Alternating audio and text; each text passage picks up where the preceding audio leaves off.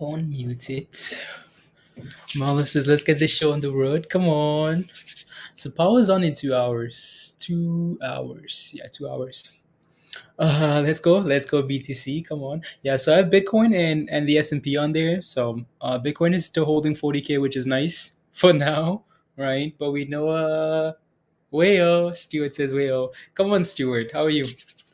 Good morning, good afternoon, good evening. How? Let's go. Let's go. Robert, top of the morning to you as well. Is it still yeah, still morning for me. Diamond, let's go. Christopher, Humpty Dumpty. Unbelievable. Good morning, guys. Trick, Beard, good morning, good afternoon, all good evening, Musty, Ronaldo, Margaret, hey Ray, Bill. Hi guys. How you guys doing? Um Doing good? I'm okay, Stuart. Andrew says came on because AMC was up. AMC's up. Yeah, AMC should be up though, right? Everything should be up today with the S&P being green, super green. So yeah, looks good. King, good morning. T Money, welcome. Good to see you. Let's go. Only Nancy knows the future. Only Nancy Pelosi. Uh, uh, Top of the morning, Irish. It's Irish. Okay, top of the morning. Thought it was Australian for some reason. Stuart. Good morning, Nikhil. Sup, late. Mr. Ra, hello, D. It's about damn time. When price hike, I have no idea. Well, again, according to this, the market seems again just the way the market is performing today, and the fact that everybody expects the Fed to raise interest rates and the market is still going up. That's a good sign, right? The market seems to like it. So hopefully we can keep going. So hopefully this is it, at least for now. Hopefully we can turn around and start moving. Look like it's ready to tank. Let's go BTC. Thank you for the super sticker. Thank you very much. Thank you. Caesar, good morning. Gator, goal. Oil will go down after the Fed meeting. We'll see, right? We'll see.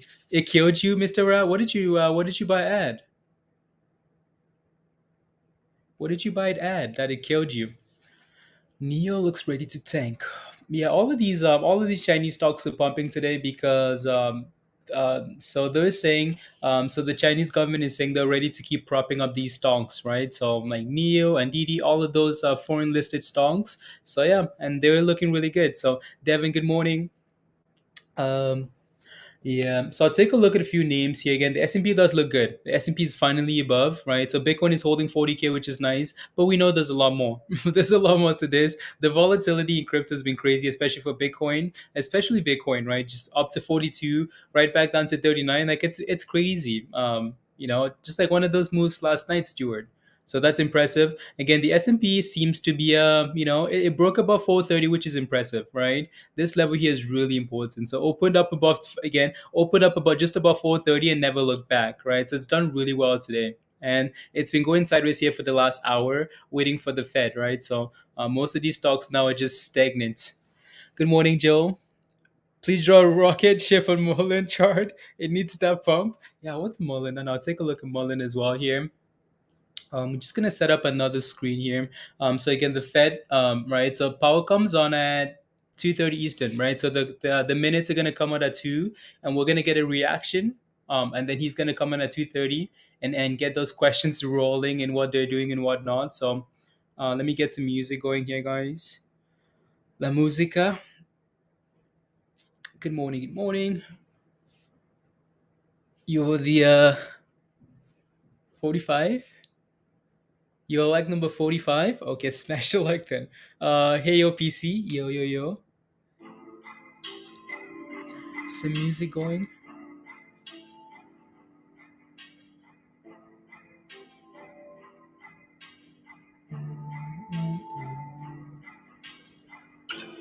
Let's see here. Having to fix this up here.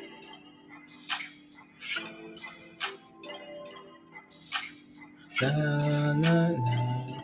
Just final finishes. And then yeah, so again, the minutes are gonna come out at around 2 on CNBC, right? So we can take a look at that when it does come out. So there we go. So European markets close higher on hopes of Russia-Ukraine ceasefire. Okay, cool. That's cool. Cool. I tried to tell them buy the damn dip. We are truly blessed to have. Let's go, G. Come on, buy the dip. What's for CEI? I'll take a look. So let me set up another screen here, guys, with the charts, and then we can take a look at the Mullins and whatnots, and then leave the other side there just for regular stonks. So MULN, what's MULN done today, guys? What have you guys been playing today? What have you guys been playing? So MULN, yeah, MULN is green, right? It's up 5% today. But we know what we want though. We want the 250s, the $2, like a lot higher. Like it's done nothing today, right? It's gone sideways, which is fine. You're number 51. Come on, smash like right? So not bad. Let me take a look at CEI here. Is energy doing well? It's green, right? It's up 3%. Playing with that 80 cent level as well, so it does need to reclaim 80 cents here. In front of live audience, no commercial. It's go, Big Daddy. It's go. This war might be over. I hope so. I really hope so. You know, I hope so. I know I've seen those ceasefire talks. I mean, it has to end at some point, hopefully, right? Uh, let me take a look at Discord. Uh, Actually, let me just take a look at CNBC here. They should have some stuff here for us. Markets, U.S. markets. See what the news is like here. Otherwise, I might just have to declare war against Russia. Okay, cool trending. And I'm asking for cool. Yeah. I mean, until we actually get confirmation of okay, this is over. I mean, it's not right. So yeah, does Mullen and other stocks on Weibo this morning? Barcodes? It's because they're not doing a whole lot. They're not doing a whole lot. Contents. We need the printer, Sean. Yeah, we do. AREB. I know. I remember. I saw Zach Moore tweet about this one in the morning, Andrew. This has been another one that we've looked at a bit in the past years. So yeah, it's actually doing well. This is doing well actually. Cool. Won't pump till it sensitive market. No, we won't pump until power sense the market. That's what we're waiting for. Waiting for power, Christopher. How are you? Mind taking a look at HYMC, of course. So our rep does look good here, right? It looks good. Let me take a look at that daily chart here, Andrew. Um, I think Zach Morris is he's been tweeting about this one quite a bit today. So yeah, we need to clear that. Yeah, that 250 and hold above that level. Cool, interesting. And then what are we looking there for a double top? Like 320. 320. So yeah, we need to close above again. This thing needs to close above like 250 here first. Hold that level, and then you're looking for something high. Hi, Tara. Um, yeah, let me take a look at HYMC here. HYMC. So it's down 10% today.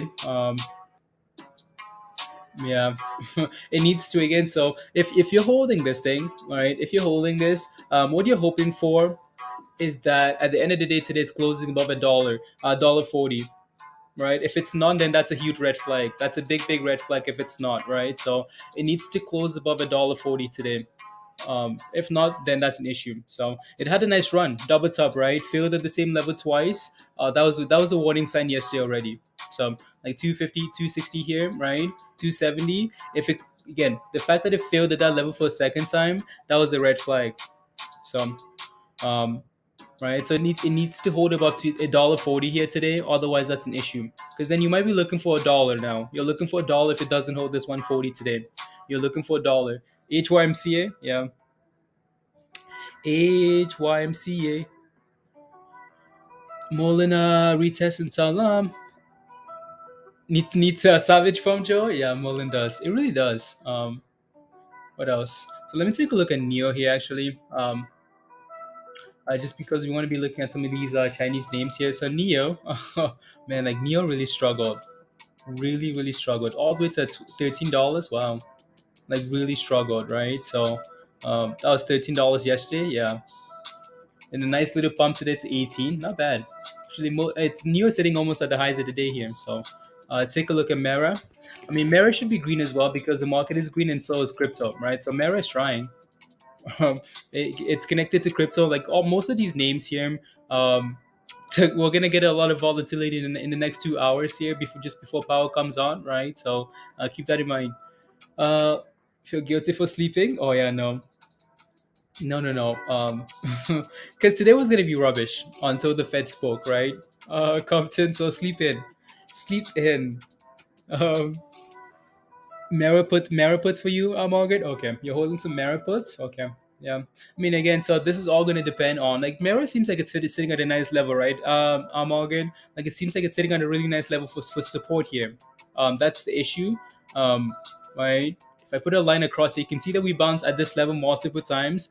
Um, so those puts are a little bit like scary, but again, like this doesn't matter for now until like Powell speaks and we get a sense of direction. Because if he says something, if the market is pumping, right, whatever, and he says something that the market doesn't like, well, this is gonna crash. Everything is gonna crash with it, right? So yeah, for now, we just have to wait and see, right? Hey Queen, hey yo, how are you? How are you? How will power affect both MULN and not depending on what?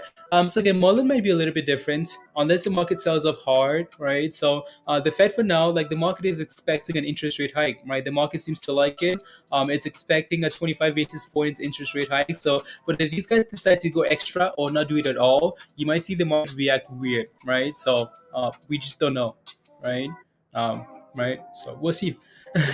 Good morning, Light. Kiana needs to break 5 to hold. Okay, Joe. Dino's 115. Dino. Dino. What's Dino? I don't think that's the right one here. Dino. I don't seem to have it, Bill. Dino. Nah. I think a good morning so far. Oh. Mullen, take off. Mullen is taking off. Mullen actually taking off. You sure? Sure. 10 cents. Not bad. What do I think about Volta, Jason? Volta. So Volt is VLTA, right? So VLTA here. I like Volt long term. VLTA here.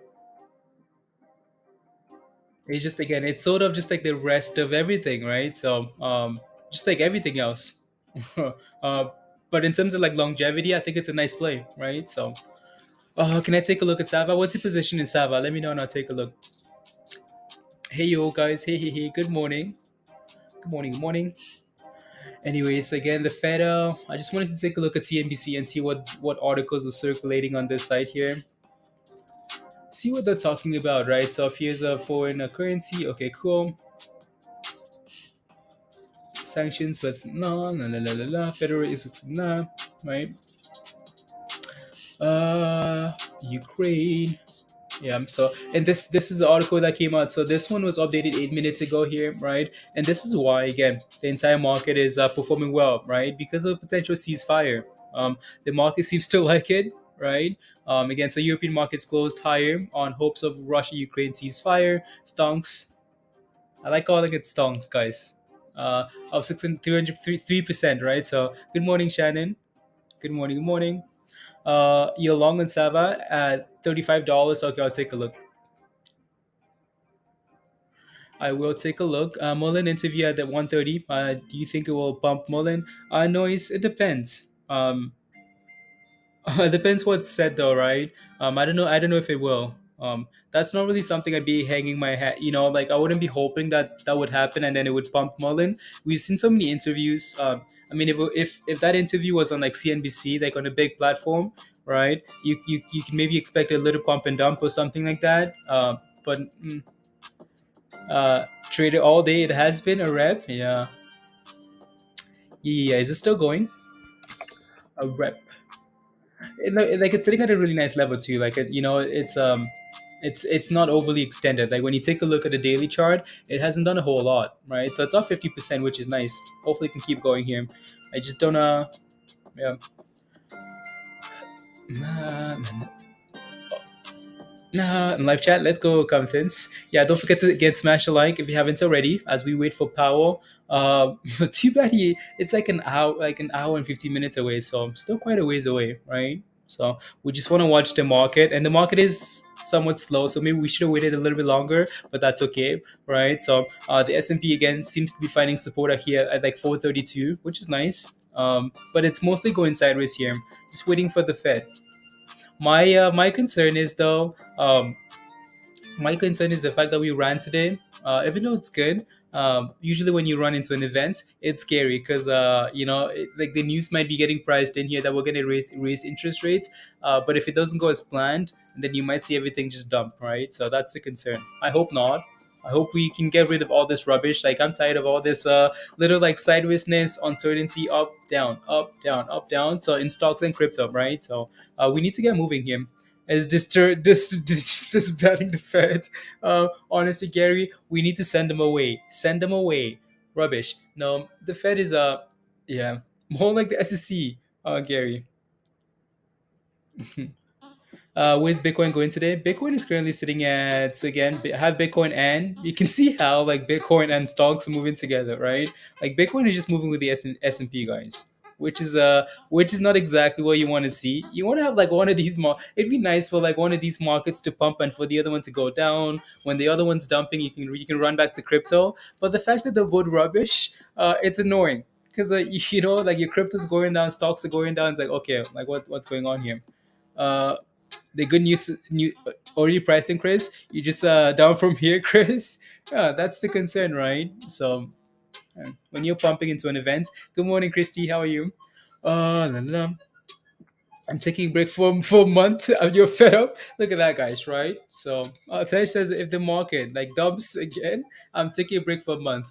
You know what? It's like it's annoying. Like it's really annoying. It's really annoying.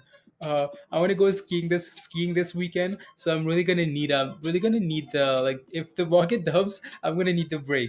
Um, because priced in, yeah, Gary, it's priced in already, and that's the concern, right? So we'll see. Again, we'll see. Hopefully it's a pump.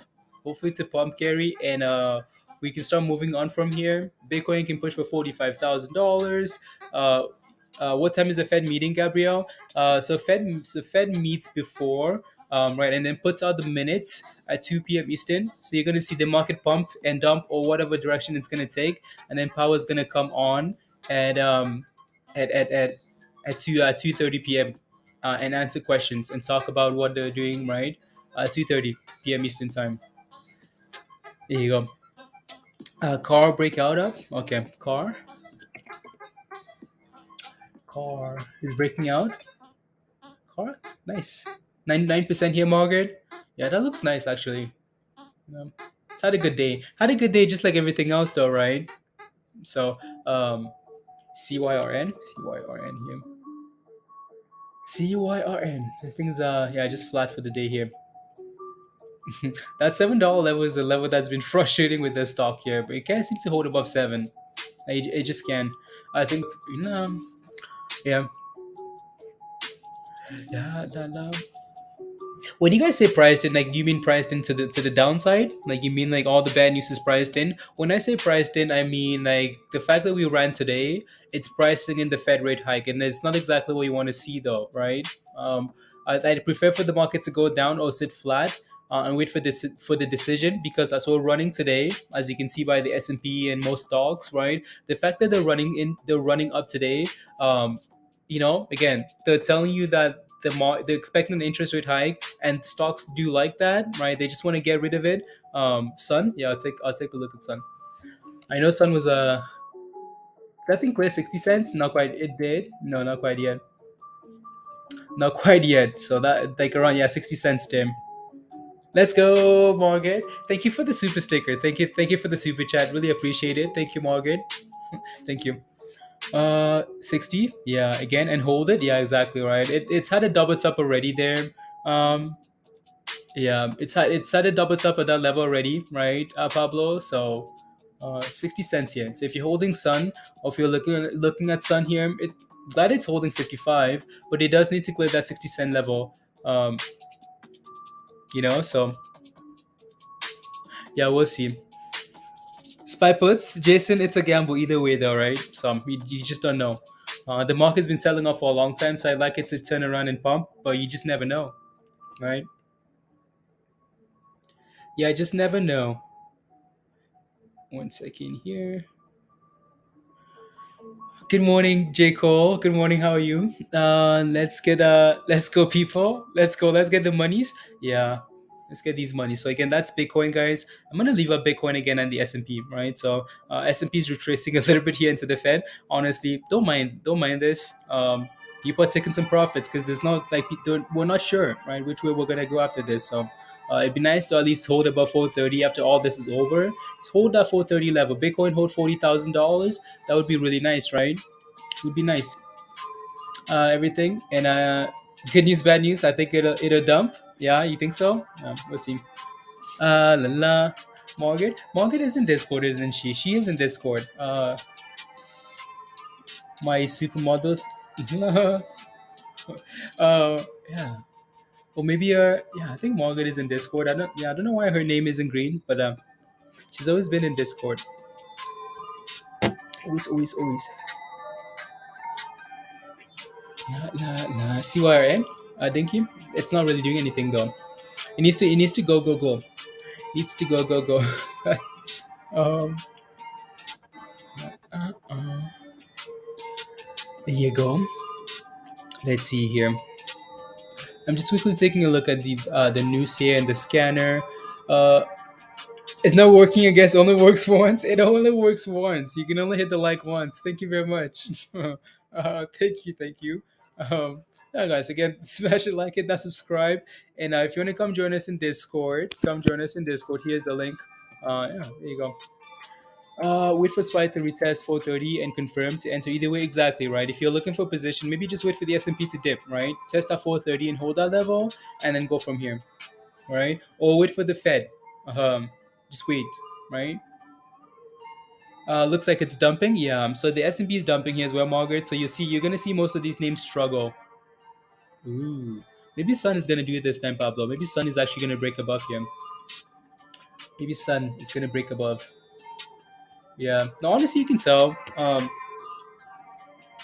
You can tell though that like when I take a look at my crypto list here, you can tell that a lot of these names are green, but they've been stuck around the same level. That they're ready to go. Like they're ready to go, right? So hopefully the Fed doesn't screw it up. Right, we know Russia isn't it's an issue, right? But at least for today, though, it's not, right? Because we're talking about ceasefire, right? The market pumped today because of potential ceasefires as well, right? That was part of the reason for the pump. That's why Europe was doing really well today, right? Ceasefire, so if the Fed doesn't screw this up, this might be where we turn around, and I'm excited for that. So there you go, Margaret. Yeah, I think Margaret's membership just expired. Stuart, thank you, Margaret, always for the support. Really appreciate it. Thank you. Na-na-na. MULN is a perfect bull flag with higher lows and higher highs. Yeah, Yusef, it looks good to me. It just needs to if that thing breaks below $1.50 though, and then that's an issue, right? Same story. But yeah, there I'm back. Your card was expired. Okay, your card expired. Okay, sounds good. Yeah. No, MULN again. Like MULN needs to MULN needs to go. I'm surprised that thing is just like, you know, as slow as it is here. Anyone holding Sun here, it's close. Like it's really close to breaking above that 60 cent level there, right? Break above test and hold, and then we will forgive you. We forgive you, Morgan. We forgive you. We forgive you. There you go. On you spend $100 on the Spy Strato, yeah, right. Yeah, why not? I mean, like, because you know we're gonna get a big move in either direction, right? So if you want to do a strangle, a straddle on the S&P there, I mean, it might be a good play, right? So we'll see. We'll see Zoltan. Some question for you guys as Sun is about to break above. Yeah, Sun Shannon. Okay, holding it. Oh yeah, it wants to go. It wants to go here. So let's see if we can clear 60 cents. Um, question for you guys in the chat, and this again. This applies to stocks and crypto because we're gonna get the same reaction for the most part, right? So, do you guys think we go? Just type in up or down, right? After when the Fed is done today, do you guys think we go up or down from here? Up or down? Let me know. I'm interested. Like, I just want to see what you guys are thinking, right? When the Fed is done with their rubbish today, right? Do we go up or down? And that applies against to stocks and crypto. What do you guys think? Stonks. IXHL money is still going up. Is that thing going up or it's crashing? IXHL. I know that thing was a crazy stonk yesterday. Wow, $18. I mean, that thing was $15 like pre-market yesterday, so that would have been a nice buy actually. It was around $15 sometime yesterday. 15. I don't know if that thing's gonna keep bumping them down and then up. Oh no, guys. Oh no. It's mixed. This is so mixed. Ted says up, Shannon says up, David says down. To hell, Andrew. To hell. Kevin says down. Down, Yusef. Wow. Up and away, EMC. Down, CC. Down, Patty. Up, Virgo. Only up. Down. Down now, then up. Okay, sounds good. I see you were saying Morgan, and that's what I hope for too. Like honestly, I see these red candles and I don't mind them because if we sell off now before the Fed, just before, we might be able to run up as when that statement comes out, when the minutes do come out, right? So I don't mind that. Up 100%. Okay, this is going to go. Powell warned us that the rate increase was imminent. The market is not going to like anything over 50 basis points, exactly, Zoltan, right? So the market for now is running up and pricing 25 basis points. Um, if all goes well, up Nikhil, if all goes well. What's well, though? That's the question. Down considering the amount of news going around. Yeah, we'll see. Oh no, Morgan. You have potential dates. Potential dates in the chats. Saying said it goes up, then it's stuck.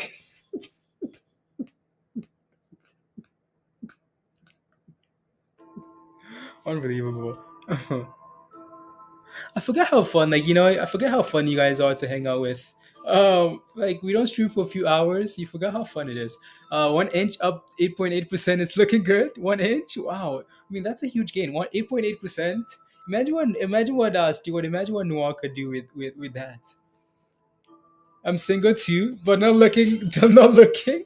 The market takes all your time. I know.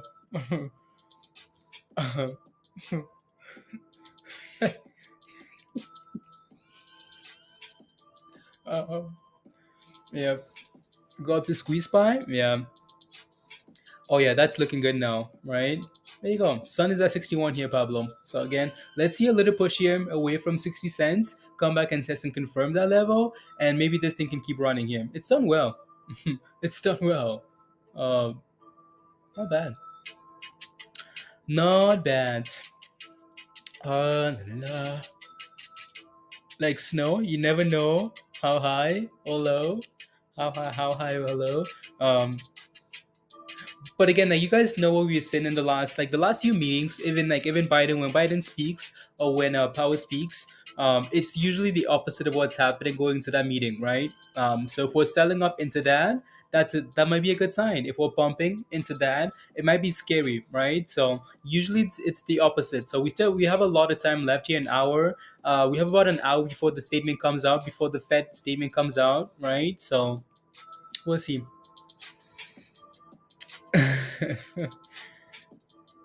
One power stronger together with the market? Oh no. um, Let me see here. Uh, la. So Sun la, and AREB, MULN, la. Mm, 1 second, guys. Just quickly editing this here. No.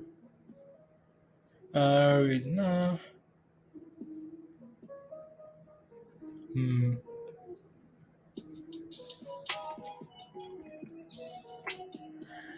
La, la, la, la, la, la, la, la. Here we go. You're Hemant, you're new to this. You're new. What do you need help with? I'm new. Can you help me? What do you need help with? What's your question? Uh, should I eat McDonald's or instant noodles? Which ones? Um, which ones? I mean, instant. I don't know which ones. They both sound like. They both sound like. Maybe. What do you guys think in the chat, guys? What do you guys think? McDonald's or instant noodles? Um, that's what How is asking. McDonald's, instant noodles, guys. Forecast with 2 inches, 2 feet of snow. Wow, is that two inches, 2 feet? How do you even predict that? Like, why do some level of cuisine, ketchup sandwiches, and option? Which one is worse, Litsosha? I don't know. That's both. Just have both. Depends how much money you have. Noise. They both sound like they cost the same amount of money, though. You know what I mean? They both sound the same. Instant noodles, McDonald's. Maybe instant noodles are cheaper because you probably have it at home already. Um, and yeah, you just need some ketchup, right, Stuart? Just some ketchup, and you're good to go. They pay nice to eat McDonald's. They pay a nice dividend if you're holding it, not if you're spending money there though. Chris, avocados are avocados. One avocado costs more than both of those. Hey Ken, how are you? Get the ketchup out. Um, look at what you've done. Look at what you've done. You drove Margaret away. No, Margaret, thank you very much again for the support always. Margaret says I'm out. Good luck today, everyone. No emotions, no emotional damage, please. In the market, you need food. Get some food, please, Margaret. See you in Discord. See you later. um, Biden is about to come on. Biden speaking today, just before the Fed. What does he want? I mean, like, why do we get Let me see here, guys. Biden speaks. Let me see. You're afraid while taking trade any strikes? What do you mean? You're afraid while taking a trade? Any strikes? Not sure what you're asking for. Like, are you asking for a specific trade? Oh yeah, Biden is coming on, guys. Biden on the assistance of the United States. Okay, cool. So he's actually on now. I listened to it in private residence, and he was convincing and significant speech. He speaks for a people who have shown remarkable courage and strength in the face of brutal aggression. Courage and strength that's inspired not only the Ukrainians, but the entire world. Putin is inflicting appalling devastation and horror on Ukraine, bombing apartment buildings, maternity wards, hospitals. I mean, it's god awful. I was speaking about this with our commander behind me here, General Milley. I mean, it just is amazing. Yesterday, we saw reports that Russian forces were holding hundreds of doctors and patients hostage in the largest hospital in Mariupol. These are atrocities. They're an outrage to the world. And the world is united in our support for Ukraine and our determination to make Putin pay a very heavy price. America is leading this effort, together with our allies and partners, providing enormous levels of security and humanitarian assistance that we're adding to today, and we're going to continue to do more in the days and weeks ahead. We're crippling Putin's economy with punishing sanctions that's going to only grow more painful over time, with the entire NATO and EU behind us and many other countries. What's at stake here are the principles that the United States and the United Nations and across the world stand for. It's about freedom.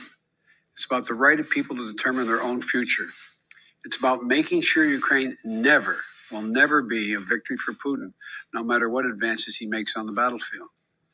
The American people are answering President Zelensky's call for more help, more weapons for Ukraine to defend itself, more tools to fight Russian aggression. And that's what we're doing. In fact, we started our assistance to Ukraine before this war began, as they started to do exercises along the Ukrainian border, the Russians, starting in March of last year. We took the threat of Putin invading very seriously. We acted on it. We sent Ukraine more security assistance last year, $650 million in weapons, including anti-air and anti-armor equipment, before the invasion, more than we had ever provided before. So when the invasion began, they already had in their hands the kinds of weapons they needed to counter Russian advances. And once the war started, we immediately rushed $350 million in additional aid to further address their needs. Hundreds of anti-air systems, thousands of anti-tank weapons, transport helicopters, armed patrol boats, and other high-mobility vehicles, radar systems that help track incoming artillery and unmanned drones, secure communications equipment and tactical gear, satellite imagery and analysis capacity. And it's clearly helped Ukraine inflict dramatic losses on Russian forces. On Saturday, my administration authorized another $200 million to keep a steady flow of weapons and ammunition moving to Ukraine. Now I'm once again using my presidential authority to activate an additional security assistance to continue to help Ukraine fend off Russia's assault, an additional $800 million in assistance. That brings the total of new U.S. security assistance to Ukraine to $1 billion just this week. These are direct transfers of equipment from our Department of Defense to the Ukrainian military to help them as they fight against this invasion. And I thank the Congress for appropriating these funds. This new package on its own is going to provide unprecedented assistance to Ukraine. It includes 800 anti-aircraft systems to make sure the Ukrainian military can continue to stop the planes and helicopters that have been attacking their people and to defend their Ukrainian airspace. And at the request of President Zelensky, we have identified and are helping Ukraine acquire additional longer-range anti-aircraft systems and the munitions for those systems. Our new assistance package also includes 9,000 anti-armor systems. These are portable, high accuracy shoulder-mounted missiles that Ukrainian forces have been using with great effect to destroy invading tanks and armored vehicles. It'll include 7,000 small arms, machine guns, shotguns, grenade launchers to equip the Ukrainians, including the brave women and men who are defending their cities as civilians, and they're on the countryside as well. And as well as the ammunition, artillery, and mortar rounds to go with small arms, 20 million rounds in total, 20 million rounds. This will include drones, which demonstrates our commitment to sending our most cutting-edge systems to Ukraine for its defense. And we're not doing this alone. Our allies and partners have stepped up to provide significant shipments of security assistance and will continue to help facilitate these deliveries as well. The United States and our allies and partners are fully committed to surging weapons of assistance to the Ukrainians. And more will be coming as we source additional stocks of equipment that we're ready to transfer. Now, I want to be honest with you. This could be a long and difficult battle, but the American people will be steadfast in our support of the people of Ukraine in the face of Putin's immoral, unethical attacks on civilian populations. We are united in our abhorrence of Putin's depraved onslaught, and we're going to continue to have their backs as they fight for their freedom, their democracy, their very survival. We're going to give Ukraine the arms to fight and defend themselves through all the difficult days ahead. We're going to continue to mobilize humanitarian relief to support people within Ukraine and those who have been forced to flee Ukraine. In just the past few weeks, we provided $300 million of humanitarian assistance to the people in Ukraine and in neighboring countries. Tens of thousands of tons of food, water, medicine, and other basic supplies to support the people in need. Our experts on the ground in Poland and Moldova and other neighboring countries are there to make real-time assessments of the rapidly evolving crisis to get urgently needed humanitarian supplies to the people in need when they need it. And we will support Ukraine's economy with direct financial assistance as well. And together with our allies and partners, we will keep up the pressure on Putin's crumbling economy, isolating him on the global stage. That's our goal. Make Putin pay the price, weaken his position, while strengthening the hand of the Ukrainians on the battlefield and at the negotiating table.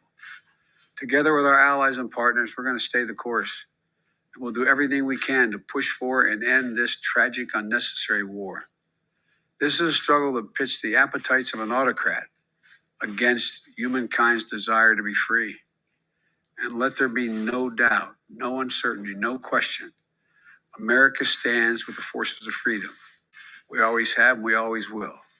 I thank you all, and God bless you. And I'm going to walk over and sign this legislation, sign this bill to allow the drawdown of those materials.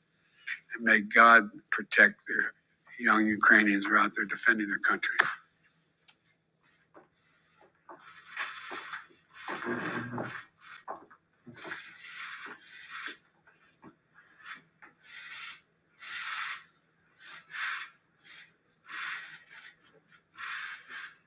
What I'm signing here is delegation authority under Section 506A1 of the Foreign Assistance Act of 1961, translated into plain English, a total of $800 million in defense articles.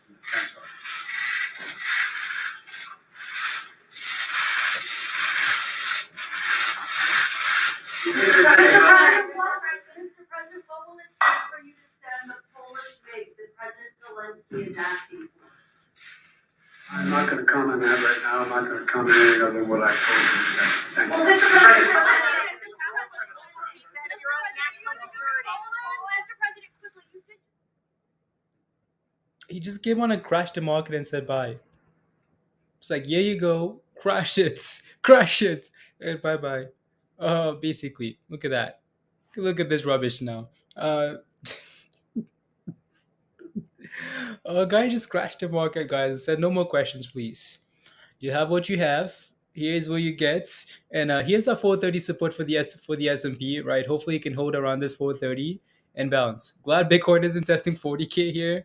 It's holding just above, but yeah, the S&P hopefully can hold that 430 level and bounce. That level is just going to be a magnet until the Fed speaks later today, right? So even though this is dipping because of Biden, or an excuse to dip the market because Biden is speaking, this is not the main reason for today, though, right? Like, there's the volatility today is not because of this. Waiting for the Fed, right? So you can see that we're bouncing at that 430 support there, which is nice. But yeah, it's good news or bad news. Yep. Printed during the speech, just chilling. Yep. Now are we gonna get a double dip now? You know what I wished for? I wished Biden would Powell would speak right after this, so we could sell off and then pump. Since we're sitting at support anyways, you just made 5K, Robert. Wow, congrats. That's amazing. Congratulations. Congratulations. No. Made go up a little bit. Not bad. Okay. I don't know if that was the case though. I don't know if Biden was the cause of I mean, energy stocks do go up, right? Miners and all that stuff goes up as the market goes down here. Then you're gonna see like stuff like HYMC go up as well, right? Oil and whatnot, gold, right? Just again, increase uncertainty, then those stocks would move up. Cash. So, unbelievable. You guys are not nice. How's ETH doing? What is it at, anyways? Somewhere. I might need to pull it up. Yeah, I'll pull it up on a different screen. It's gonna do whatever Bitcoin is doing here. So if Bitcoin breaks below 40K and sells off, ETH is gonna sell off. So again, if you're looking at anything, you might as well just wait till an hour from now when an hour and 15 minutes from now when Powell comes on, right? And then we have a very clear decision, and then you can take a look at your positions. Yeah. What happened with it? Nothing yet, Skeeter. Nothing yet. It doesn't happen for another so the minutes are gonna come out at 2 p.m. Eastern time, and then you're gonna see crypto and stocks move in either direction, right? And then Powell's gonna come in 30 minutes after that and talk about it. So that's what we're waiting for here, right? The minutes he set $1 billion over to $1 billion. $1 billion. Yeah. I mean, I really hope get the music going back on here. It started moving. It did, Light? Okay, nice. Yeah. I mean, like, as long like we've mentioned quite a few times already, as long as HYMC holds above like $1.40 is still okay for now. If it closes above that, then that's fine, right? Provincial. Um, okay, it's 10:44 p.m. for you. Okay. Yeah, so in 45 minutes, right, the Fed minutes are gonna come out, right? So what they're gonna do, it's gonna come out, and then yeah, so in 45 minutes that's gonna happen, and then in about like an hour and 15 minutes for you, right? Power's gonna come on and talk. Drones and not yet, but no planes put in yeah, I don't know honestly. I don't know. I don't know. Like I don't know. Like it's just there's so many headlines. You don't know what's true, what's not true anymore, right? So until these two countries confirm that, okay, well, what we've made progress and we've come to an agreement. For now, it's still fight, fight, fight, fight, fight, right? So yeah, that's the base case for now. So just because there's way too much rubbish. For example, you get a headline saying, okay, well, we're coming to an agreement, and then you're going to see something else come out of like Russia saying, where you guys getting that information from? That's rubbish, right? That's not true. This is not happening. That's not like it's just, yeah, is the better, exactly right, Stuart. So, and that's all we're waiting for. I think we want to. Yeah. Have you ever grown 50? Have I ever gone from like, have I ever held 50 cents to 500? No, I have not, Skeeter. How did you do that? What did you buy? That's impressive. Can you, we want some, no, I never done that. Oh, you mean $50 to $500 in crypto? No, $50. Propaganda from all sides. Yep. And that's what war is, though. That's really what war is. Like if you go back to like, um, you go back to like social class back in like high school, and you read all these books, right? And you fast forward like a few years later, and you would see how like a lot of these countries would, they would tell like those citizens different stories, and then and then like tell them different stories. And then you fast forward a few years later when the war is actually over, you're like, so that's not what happened, right? So you guys are telling us something that just keep us, peaceful, or like, make sure what we're doing was okay in your eyes. Like it's just, yeah. To 10K oh, safe moon, you have, okay, you 200 to a safe moon. Oh yeah, I mean you can do that in a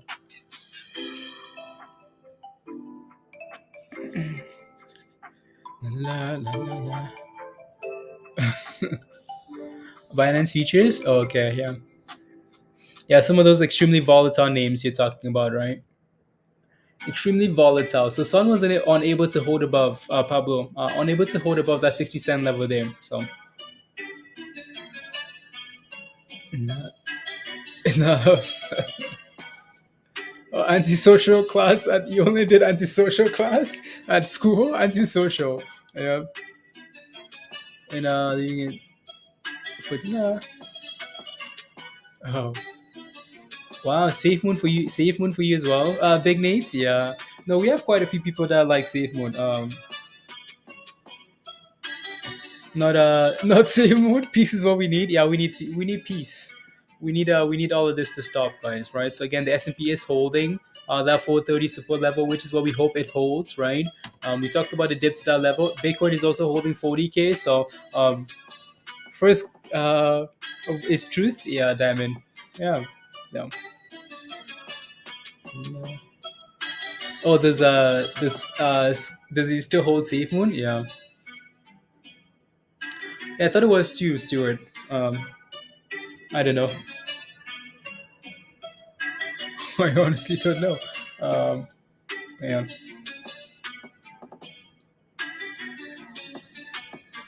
Your account? Okay.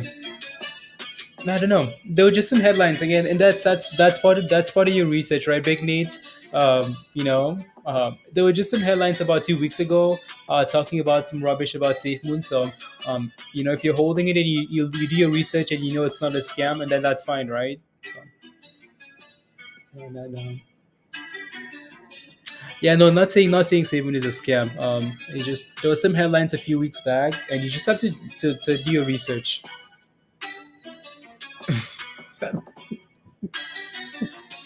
Stuart is not having it. Nate's not having it. Not having it. I posted a photo on General Stock Discord. Someone tell me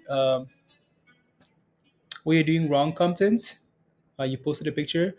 166 stop. No. Stop sale at 190. Just a second later, it sold at my share. Uh, Let me see what that looked like. So I'll set MULN duration. Okay, cool. Quantity. Uh, Price. That's really weird. Stop sell. Okay.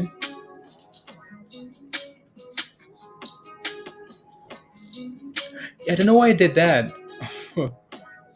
I don't know if your broker is a little bit different. I don't know why I did that. Because you said stop sell, and you order like your price. The price you put in was $1.90 96. So I'm not sure. It should be. It should sell right away if the price is above that though, right? So I'm not sure why it sold right away there. But anyways, what you were supposed to use, there was a limit sell, right? Not a stop sell, a limit sell. If you're looking for like $1.96, you're supposed to use a limit sell. So click on sell, limit sell, right? That's what you're looking for. That's interesting. A rubbish bear flag. Yep.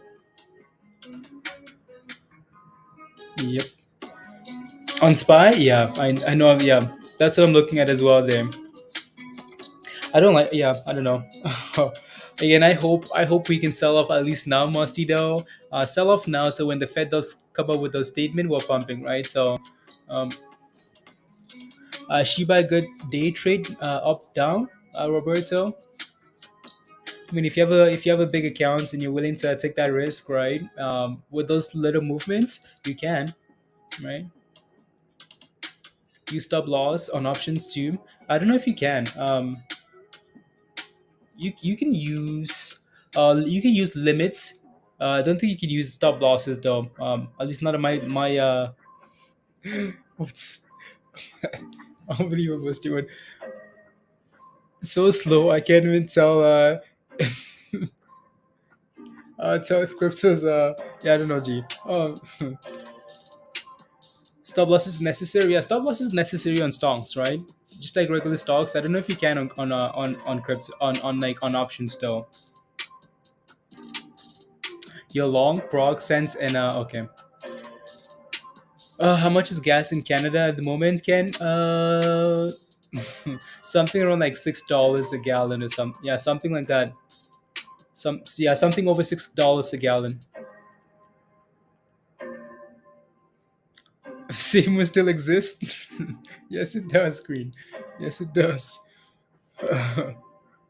It's close to 150. Noise, nice. Yeah, that thing can hold above like a dollar. If that thing can hold that 140 level, which is your support, that's not too bad, right? If it breaks below again though, it's starting to show some warning signs. Some warning signs. Again, don't forget to smash a like, guys. If you haven't already, smash a like. Hit that subscribe if you're new to the channel. And yeah. Send me some. It's a bargain. $6. What is it for you, Gary? Like, what is it for you then? If $6 is a bargain, um, wow, wow, $6 a bargain. But it again, like it's gone up though. Like it's gone up. It's almost double like what it was, and that's the you have to think about it from like you just have to compare in terms of percentages though, right? It's almost doubled from what it was like when COVID first hit though, right? Like it's doubled, and that's the issue. Um, it's a luxury to drive now. Yeah, it is. It is. And I want to go for a ski trip. Might need to cancel this damn ski trip. you know. Um, hey Fabian, how are you? Hey, yo. The CEO of MULN speak today. Roberta, yeah, supposed to. What time is the meeting, Scott? In about an hour. So again, the 2 p.m. So 2 p.m. Eastern again is the time of the statement, the minutes, and then Power speaks at 2 p.m. Eastern, 2:30 p.m. Eastern. Yeah, cash. Yeah, no, we're hoping for dovish. Oh, there you go. we're trying, right? Musty, like we're trying to hold this 430 level, and you can see that Bitcoin is clearly like entwined with it. Like Bitcoin is just following, right? They're both moving together here, for the most part, right? S&P bounces, yeah, like hoping for a pump. We're hoping, not expecting, right? I don't know if there are any expectations. Just hoping for a pump. S&P is ripping. It's trying. That's the S&P here, guys. Trying. $100, yeah. It's trying. So support again at 430. Uh, everything is yeah. Wow, nearly $8 per gallon in Australia, Ken. Wow, wow, oh wow, $8 a gallon. No, wow. La la la. To fill up your tank. It used to be exactly right. Like it's $40. Like it's crazy. Man, like all the money's just going, just going. Pretty. So a car is a necessity. Yeah, it's crazy. If you live in a city, like if you live in a city, maybe it's time to put the car away. 12 Canadian dollars per gallon, Gary. 12? That is a bargain. That is a bargain. Wow.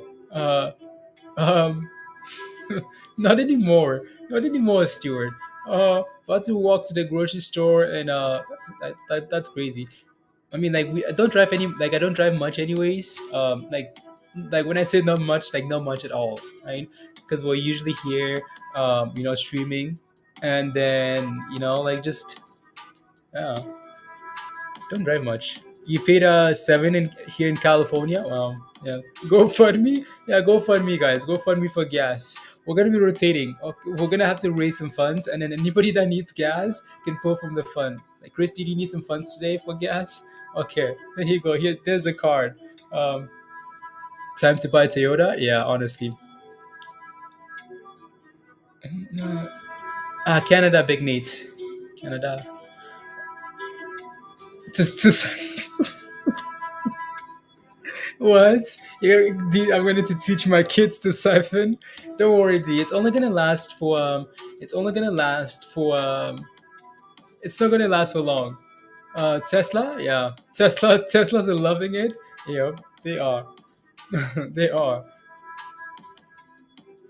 Yep. On the 1 minute content. Okay, good. Good, good, good. Let me take a look. HYMC. Yeah, $1.50. Yeah, not bad at all. Like it's done well. This is HYMC, guys. It's done well, right? And I'm glad this thing got back above that 140 level here. It's just a magnet, right? Not bad.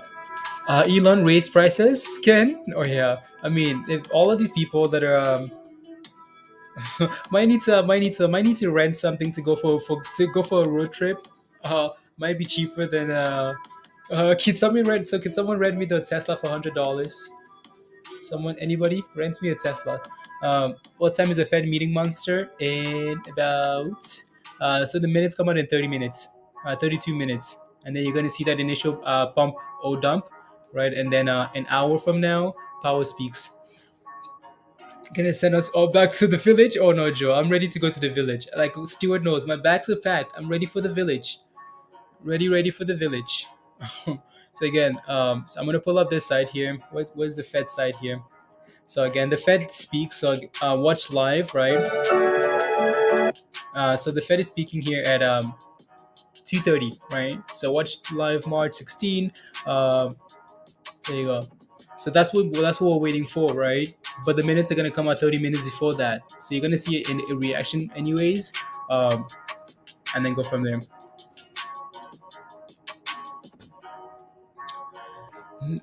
In Montreal, a dollar 85. $1.85. It's like a dollar, almost like $1.70 for us, a liquid. Yeah. Is ready for the village. Oh no, I'm ready for the days, like back to the simple days, guys. uh maybe you guys don't know, but it's like it's normal for like village people, right? I calling them village people, but it is what it is. Right, it's normal to like, like, like a simpler times where like you just go to the farm and look for your food, and simpler times. Those times are and just play some football. Stewart. Yeah, MULN is holding the uptrend. Okay. In India, $1.90 for per liter in India. Wow, it's a lot. It's higher than what it is here, Skeeter. Right? $1.90 in India per liter. Carry village people. Like the village life. If invested would, yep. Bliss would be out there right now, right? Village Wi-Fi, guys.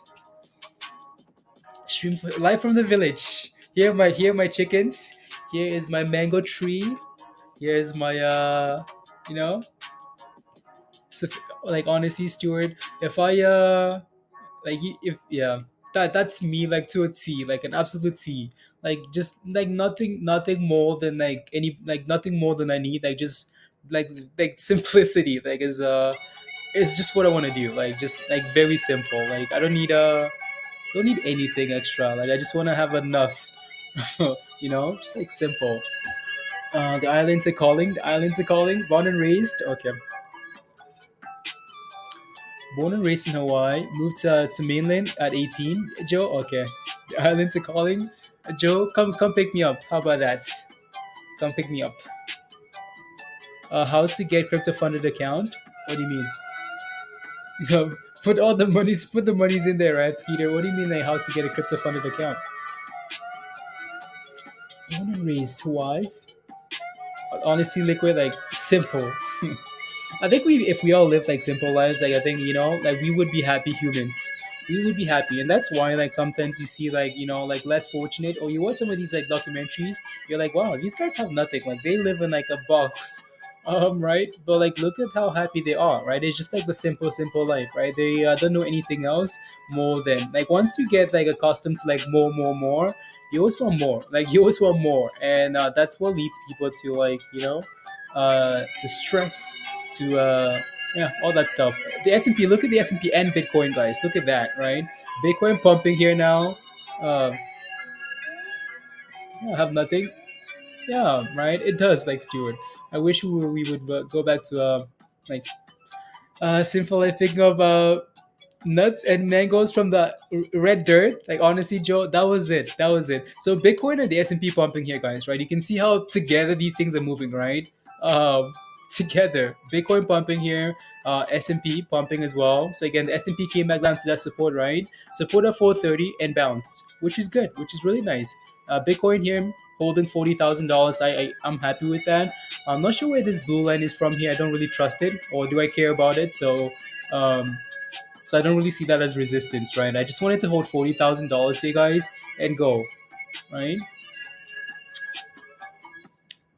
F- it- Smiling with nothing, like honestly, Diamond, right? Diamond was just in Africa 2 weeks ago and for vacation, right? So I didn't see anybody frowning in Tanzania, right? Uh, Everybody was smiling with nothing, like nothing, without it. Yeah, Doug, right? So yeah, absolutely. I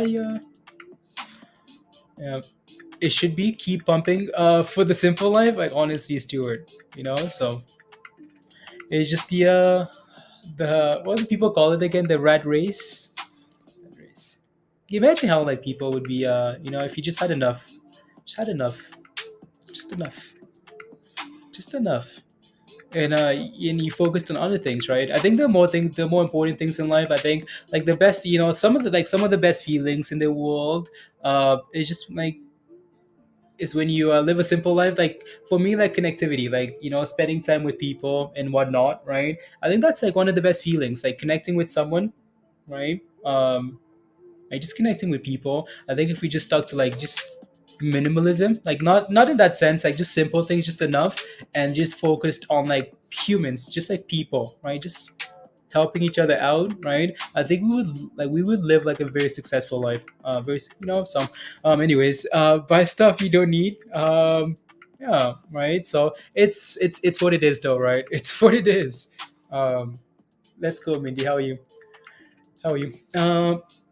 From the village to the master, it would be an interesting story. Yeah. um, you connect with us twice a day, right, Gary? Like, and that's just it for me, Gary. Like, it's just like connecting. Like Africa, where everybody basically holds hands, right, Damon? Like that, it's a different life. Like it's completely different. Like it's really really different. I miss it a lot, Damon. I just miss the. Oh. Uh, so we'll see, guys. Again, so the Fed, those minutes come out in 28 minutes, 25 minutes here, right? 25 minutes, and then Powell speaks in about, again, 2:30 Eastern, right? Jeffrey says, no, you're onto something. No, like it's just, yeah. Nah, someone is about to die isn't going to say, "Oh, I wish I." Exactly, right? Life is about experiences and people. Exactly, Stuart. Right. So, and that's how old am I? 27. And that's the question that I always ask, though, right? Again, like if you imagine like you're about to die, like imagine you're about to die tomorrow. Like what comes to mind? Is it your job? Is it like your car? Is it your home? Is it Is it like your bank account? Or is it like wow, like is it like we've gone from like is it like memory flashes or like just the people around you or like stuff like that, right? So I think we've just lost track of that, all of that stuff. We've like as a human race we've lost track of all of that though, so especially like in the western kids. You can give nah, the bees, yeah. No, it is what it is though. So much slower in small towns. It does it does. Good times. Even your crypto wallet, nobody got the keys. There you go. Gary says, when I'm about to die, guys, is a crypto wallet. Nobody's getting the keys to my crypto wallet. Unbelievable, Gary. Um, and buy the dip. Yeah, that's how you get good times, special moments, family and friends, and buy the dip, guys. That's what D's gonna think about. All those times, it's like it's so you're gonna have your family around you, right, D, and you're gonna celebrate them, family and friends, and then like an ounce of anger is gonna come rushing through you because of all the times you bought the dip and you kept dipping. That's what's gonna happen. Um, that's funny.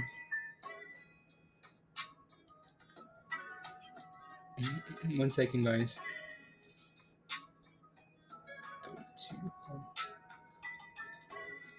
La la la. 11, cool. Leave a treasure map to my crypto wallet. You can find this one word here. The first word is you can find it at the train station. Um, you can find the next, yeah, as it goes into the ground to make a meme out of it. Yeah, Devin. Okay. Um, Healthier. Yeah. And um, family always Joe. Yeah. There you go. So come on, Fed. We're waiting, guys. Market is moving up into the minutes, right? Crypto's pumping, well, going up. The S&P is moving up as well. So yeah. All this talk of a simple pass is depressing. Like liquid, it is. Like whatever you think, yeah, it is. It is. Yeah. Show head and shoulder. Did it show head and shoulder? So what's forming a double top here is HYMC, right? HYMC is forming a double top here just around like 50, $1.50, which would be a psychological level of resistance anyways. And then what are you looking at there, son? Let's see. Is it above? No, not quite yet. Well, it needs to clear that 60 cents. Always to create no, and make it happen. Make it happen. Get some land and make it happen. Yeah. If I knew that I was going to die tomorrow, then I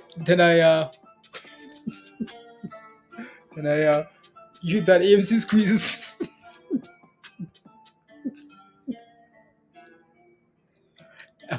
Promise? Okay. Um, if I knew I was going to die tomorrow, and then I promise you that AMC squeezes on Friday. So AMC is gonna squeeze the day after you die. Crypto Rockets here. That's painful. That's painful. Man, your calls are printing. Okay. In three states straight. Wow, look at you. Wow, nice. La la la la. Nice, very nice trick. Help before wealth. Help before wealth. No, liquid. I know what you mean though. I know what you mean. It is like when you think about stuff like that, it's always depressing how like how far away we've just straight from like stuff that's good for us, right? So it's yeah, it's sad, sad. Land runs out. Had a meeting. Did no, not yet, Sean, not yet. So the minutes come out in 20 minutes, and then he speaks in about 50 minutes here. So not yet. Trig, you're about to do a MJ business on it? Okay. We trade for simple life, financial freedom? Yeah, Gary, absolutely. Right? Absolutely. No, time is a great equalizer. Equalizer. When is the MULN interview, Cryptoge? Wasn't it supposed to be around like at 1:30 Eastern time there? I think it's on what? Does anyone have a link to that? Does anyone have a link to that Mullen interview? Again, like honestly, I'm not really gonna pay attention to that interview. Apart from like you might not get a big reaction. Like Mullen is one of those stocks that doesn't move a whole lot. At least it hasn't moved yet, right? So I don't know how much that interview is gonna affect it. But if someone does have the link though, and they can share with you, Crips, that'd be nice, right? Mm, Features. I think you have already lost it. Yeah, marijuana. Steward. MMJ. MJ. Why don't you just call it MJ? Trey.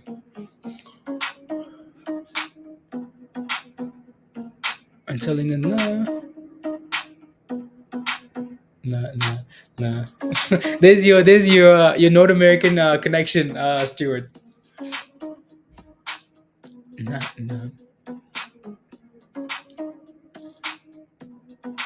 Ooh, okay, 55. 55. Tune is the big tune. MJ's Michael Jordan, but people call marijuana MJ though. Gary. MJ. MJ? Yeah. I don't know. Yeah. Mary Jane. Yeah. There you go. Mary Jane. Michael Jordan. MJ. Where the money's dead? The money's I don't know where the money's are. The money beats. Come on, Christy. Oh, medical marijuana. Okay, that's what it is. Medical. Okay. Okay.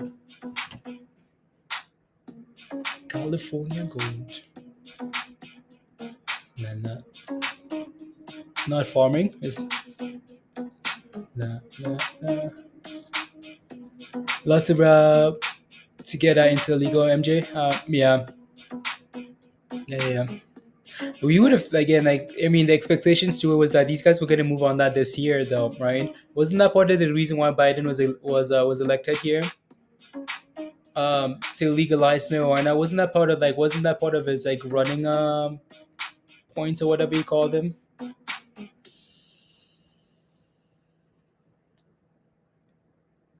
In the market, Gary. Then you realize you just spent 20 years complicating um your life in the market, trying to simplify your life. I know, liquid.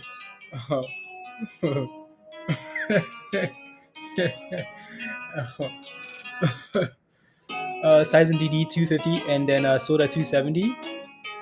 Yeah, Jeffrey, nice. Yeah.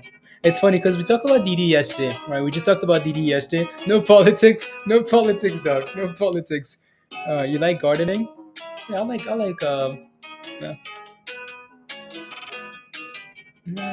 Nah. Trading mangoes, wheat, water, crypto, electrical goods, all the same regardless. We're trading mangoes.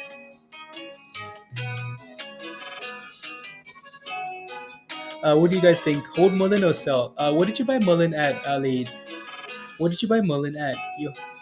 So you're wondering if you should hold it or sell it. What did you buy at? Then we can take a look. Like the market is very just stagnant, waiting for the Fed here. We're just waiting, guys. Waiting, waiting. Come on, Fed. Have a You ever for former mangoes?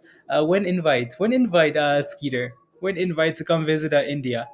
When invite?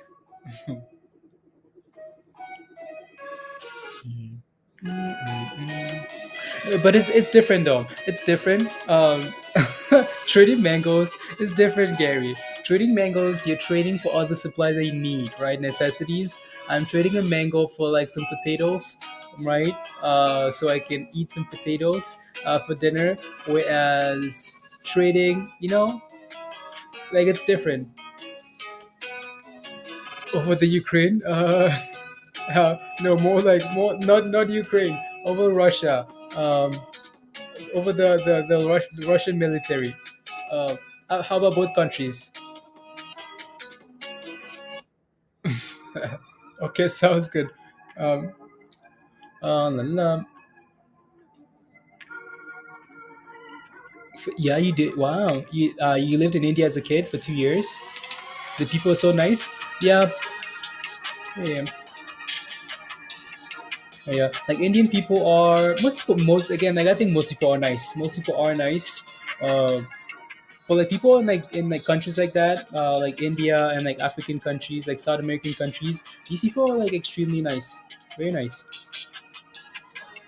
I wish I could throw 5 likes. That's okay. That's okay, Jeffrey. Thank you very much for smashing the like. My not much no, on your farm, Trevor. You just give it away. What do you give away, Trevor? I think I missed your first comment. We just no offense, the filthy habit. I don't know. I don't know. Like everything to moderation, though, right? Roger.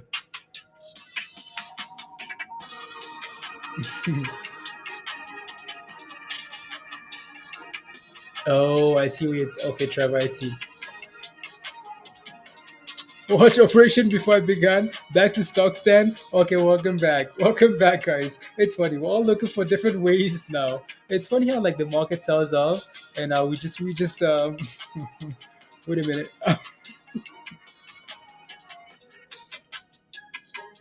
No, no, no, no, no.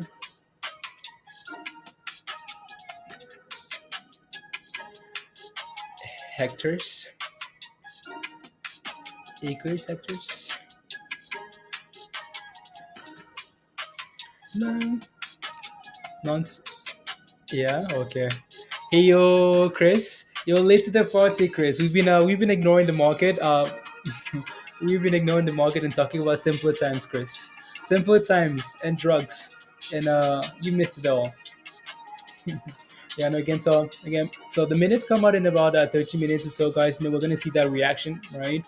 Um, S&P holding up.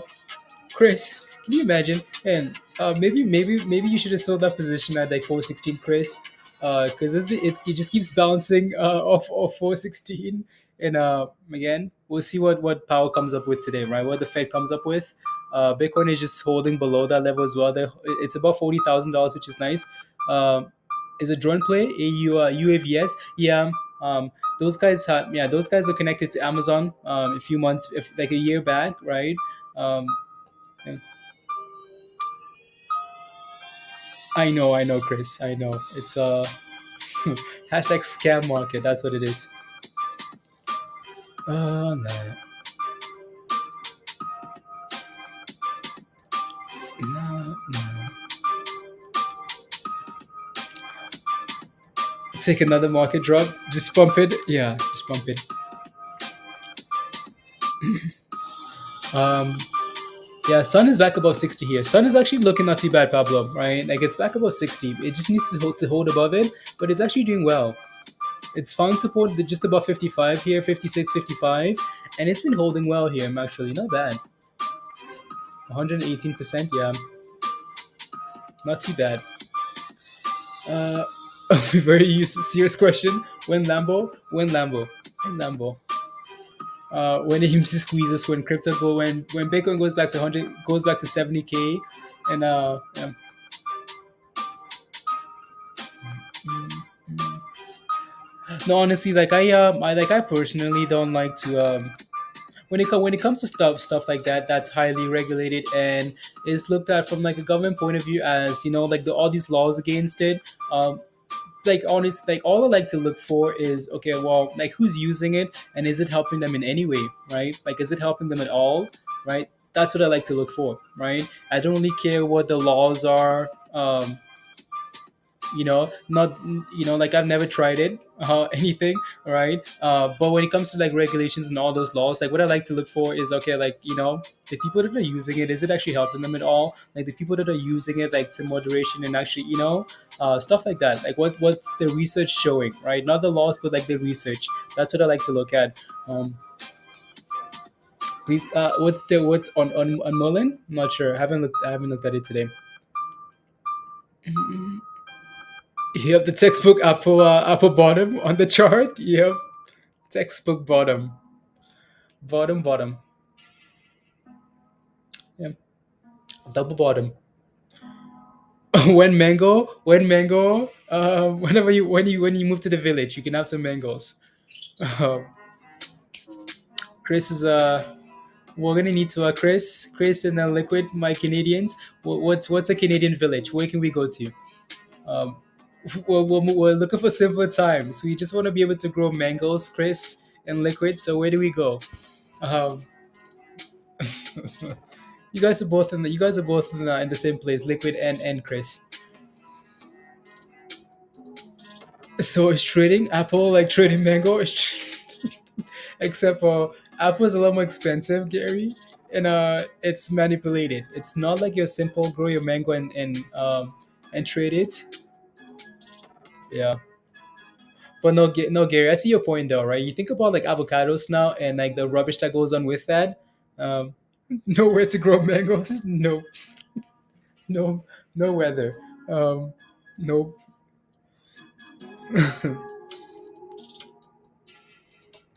Two cheeks equals one bottom. Um, um, Jay Brown, that's a double bottom. Look at that now, right? Again, Bitcoin and crypto moving together, guys. Why Bitcoin and crypto? No, Bitcoin and the S&P are moving together here. So Bitcoin sells off, S&P sells off. They pump together, drop together, just waiting. Oh, anything higher than that? Yeah. Corrector, yep. Anything higher than 25, like honestly, it starts to get a little bit cringy, right? Um, BTC, where am I from? I live in Canada. I live in Canada. It's the only place you find villages. Good luck with growing mangoes. Yeah. No. In 7 minutes? Yeah, 8 minutes, guys. 8 minutes. 8 minutes, and then in 8 minutes, you're about to see some crazy candles, right? In 8 minutes, you're gonna see either pump or dump, right? Crypto and stocks, right? Pump it, you're gonna be celebrating or crying, or unless you just do a strangle and you just look for volatility, right?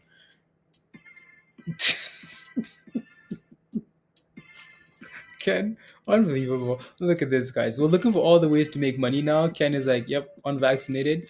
Unbelievable. Um, Time for a poll.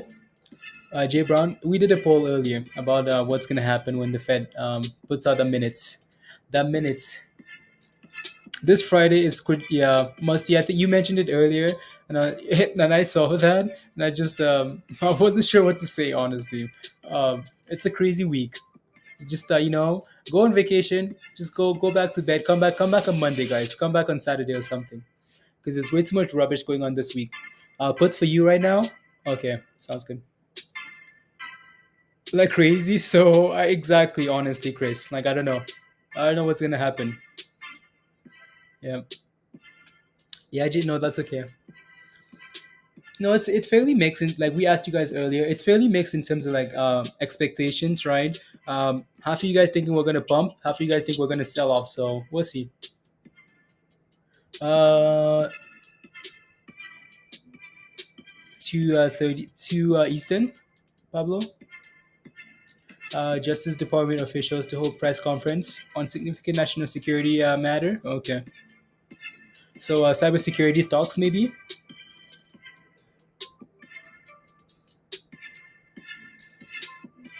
They offered you $1,000 to get vaccinated. Wow. And you took it or you didn't take it, D? I don't know if that's if you want to share. Did you take it? You're like $1,000. Heck yeah. Or did you say no? My beliefs are more important than is oil being shorted. Most of those stocks, mm, I don't know. I don't know, Roger. Um, exactly. Anything above 50 basis points, there you might be in trouble. Now look at that thing go, Pablo. Right, Sun is trying to look really good here. Again, double bottom support above 55, back above 60. It's looking better. Like it's looking a lot nicer here now.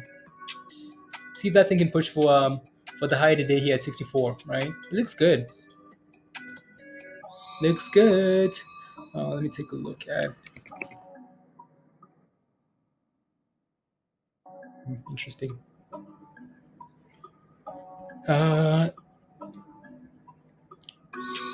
just watch the market, Ken. Yeah. And if you're not sure, just watch. High today here for Sun. I know some of you guys are holding this, so that's nice.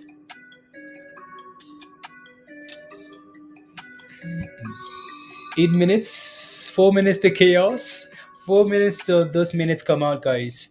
Um, it's funny because we've been watching Bitcoin and like Bitcoin and the S&P all for the last hour, and it's the only time where they're diverging now, right? Look at that. Bitcoin is going down, the S&P is going up. So they're clearly confused, right? They're clearly confused. SPY is like, nope, we're gonna go up. Stocks, Bitcoin says, nope, we're going down. Don't play yourself. I said, pump, sign me up. I need to buy the dip. Okay, there you go, D. He says, give me $1,000, please and thank you. Please and thank you. Countdown, 4 minutes. 4 minutes. Anyone trade futures? I don't trade futures. I don't need any more. I don't need any more drama in my life, please. I don't need any more uncertainty, any more volatility. 3 minutes. 3 minutes. Less than 3 minutes. Ooh, that thing's looking good there. Actually, Sun is pushing it, Pablo. I don't know if you bought the dip or yeah. Anybody again? I think I might have asked this question. Anybody holding Sun? Anybody holding Sun here? Oh, that thing is moving here nicely now. It's also scam, Musty. Honestly, I don't need any more. Whatever the Fed does have alcohol ready, then honestly, if the Fed just crashes the market, we might just end the stream and say, you know what, guys, yeah, let's just go away for the weekend. If the market sells off today and tomorrow, need ISPO, Marlo? ISPO? What's ISPO doing? ISPO back about $10 at least? No, I think it's just going down. That thing sold up to like 920 there. Yeah, it needs to stay above $9, which is the all-time low there. That thing just ISPC. Okay, ISPC here. Does that thing have all? Ooh, not bad. I mean, 5% today. It's holding that support at like 354 there. Which it says it today. Yeah, the volume just isn't there, Marlo. Right? It needs volume. Volume. Both? Oh, you have both? Okay. Yeah. My concern with like ISPO is that it does exactly what ISPC has done, right? And just retraces all the way down there. No. It pumps or dumps after the Fed minutes or the... It would, like liquid, honestly, it would just be nice. You know what I mean? Like it would just be really nice. Since we've been struggling for a bit for a while now, it'd be nice for the market to just move up after this, right? Just move up, so we can say, okay, at least for now, maybe we found support at 35, 37. We're about to push for $45,000, right? And we're ready to recover now. It's just again like the fact that if it sells off after this, and then you're just back into that uncertainty phase, right? You're not sure what's going to eventually have to come like pump up crypto or the stock market, right? And that's the concern. And also now we have Ukraine and Russia, right? The effects are usually not like super long lasting, right? But it's so different now though, right? We have Russia, Ukraine, and they might also say, well, we're gonna have more interest rates. Well, we're gonna have five more coming this year, right? And that's just again, what do we do? Does that mean you might as well just write up 2022, right? What does that mean, right? So again, whatever happens, the next 24 hours really important, right? Really important. So and that's where we're gonna really get our direction from, right? So the next 24 hours, the reaction to the Fed, right? If people are completely fine with like interest rates and we move up in the next 24 hours, then okay, cool. That might be a sign of relief, and we can keep moving forward from here, right? Oh, here we go, guys. There we go, right? So those minutes are out, right? Look at that. We had an initial dip here, still holding support though. Bitcoin dipped to what, $40,000. S&P dipped to so I'm gonna put up okay, cool. Oh no. Let's see here. Running against despite our position on party. Just waiting for those minutes to come out here, guys. Again. Um, wow, it's a miracle. We're ready for miracle whip. It's still really early, right? You might these initial candles here might just be fake candles, right? Bitcoin dipped below $40,000 all the way to 39 something here, 39.7, and then recovered back above $40,000, right? So these candles here are still just people reacting, right? So just give it a few minutes here, and then we should be good to go. So those things are out now. So if you're wondering why the market is that we're getting all this volatility, look at Bitcoin now. Bitcoin is pushing now, guys. Look at that, right? Um, that's quite the dip to recovery, right? These things are clearly confused. Um, it didn't even start. Oh no, the minutes are out already, right? The minutes are out, and now Powell's gonna come on and talk about whatever he's gonna talk about, right? So this is it, right? So again, the Federal Reserve, right, approves first interest rate. So again, they've approved the first interest rate in more than 3 years. They're seeing six more ahead, right? Six more ahead, guys. So again, the Fed on Wednesday approved its first interest rate increase in more than 3 years, and an incremental salvo to address spiraling inflation without doing economy growth. I just want to see the number, guys. So again, that will bring the rate now. Okay, 20 to 50. Okay, wait one.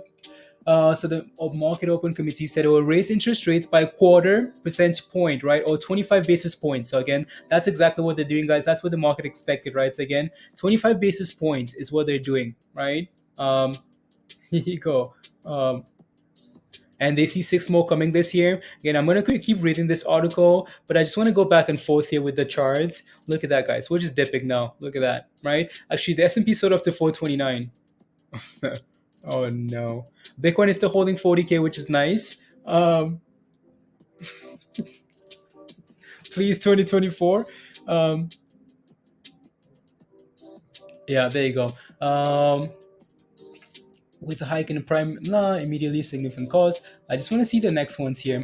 Along with the rate hikes, the committee also penciled,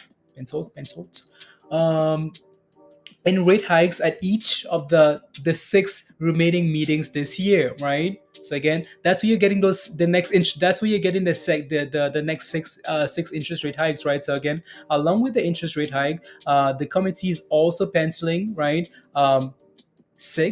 They're also penciling each, right, an interest rate hike at each of the next six meetings, right? So yeah, here you go.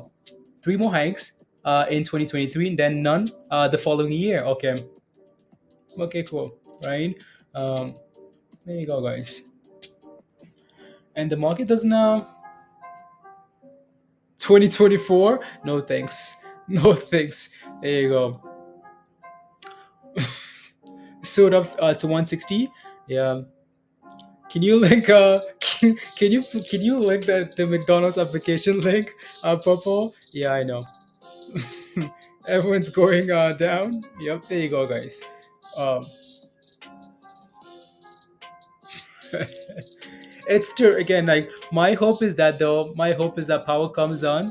Can you hear the wheel? My hope is that the power comes on in about 30 minutes or so, and then pumps up the market. Right. That's the hope. That's the hope here. That power is gonna come in 30 minutes and really just calm down the market, and we can pump again. Right. So again, this initial reaction here is it's not really what we're gonna be. This is not everything. We need to give it some time. Right. You might see the market turn around and pump again. Yep, Bitcoin is just playing with that $40,000 level, right? It's trying. It's better than the S&P here. Look at that. When puts.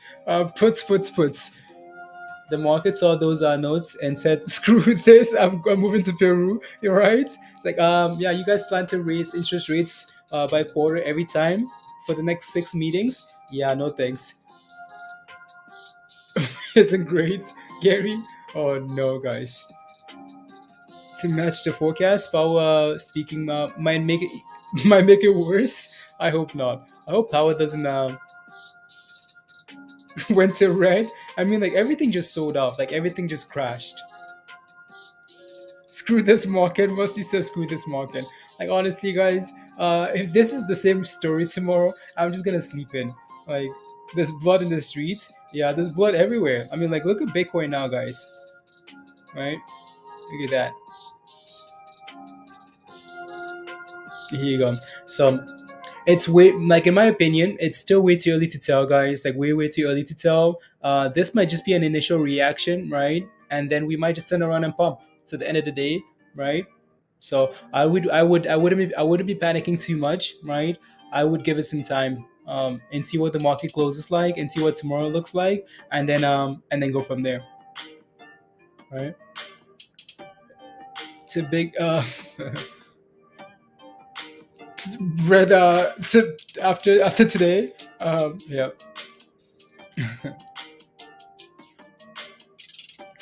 What a, that might be the play, Joe. That's Dan. Dan was talking about selling fake watches if the market sells off, right?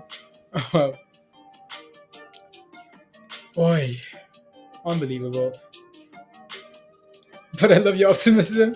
Or Hustlers, you don't have any hope left. I hope it. I believe in power, guys. I believe in power. Um, I believe in power. No, I don't. I believe in power. No, I don't. I believe in power. Please, power. Please. Please. Don't screw this up. You're back to even? Okay, sounds good. ISPO. Very nice. ISPO. Is it pumping? It's trying. Okay, there you go, Marlo. Nice. Hopefully that thing can at least stay above $9 in. Here we go. Watch, guys. We're about to have like the mother of all pumps. Is there a refund? I wish there was a refund like one time in the market, guys. Like once. Uh, Come on, BTC, get back above $40,000.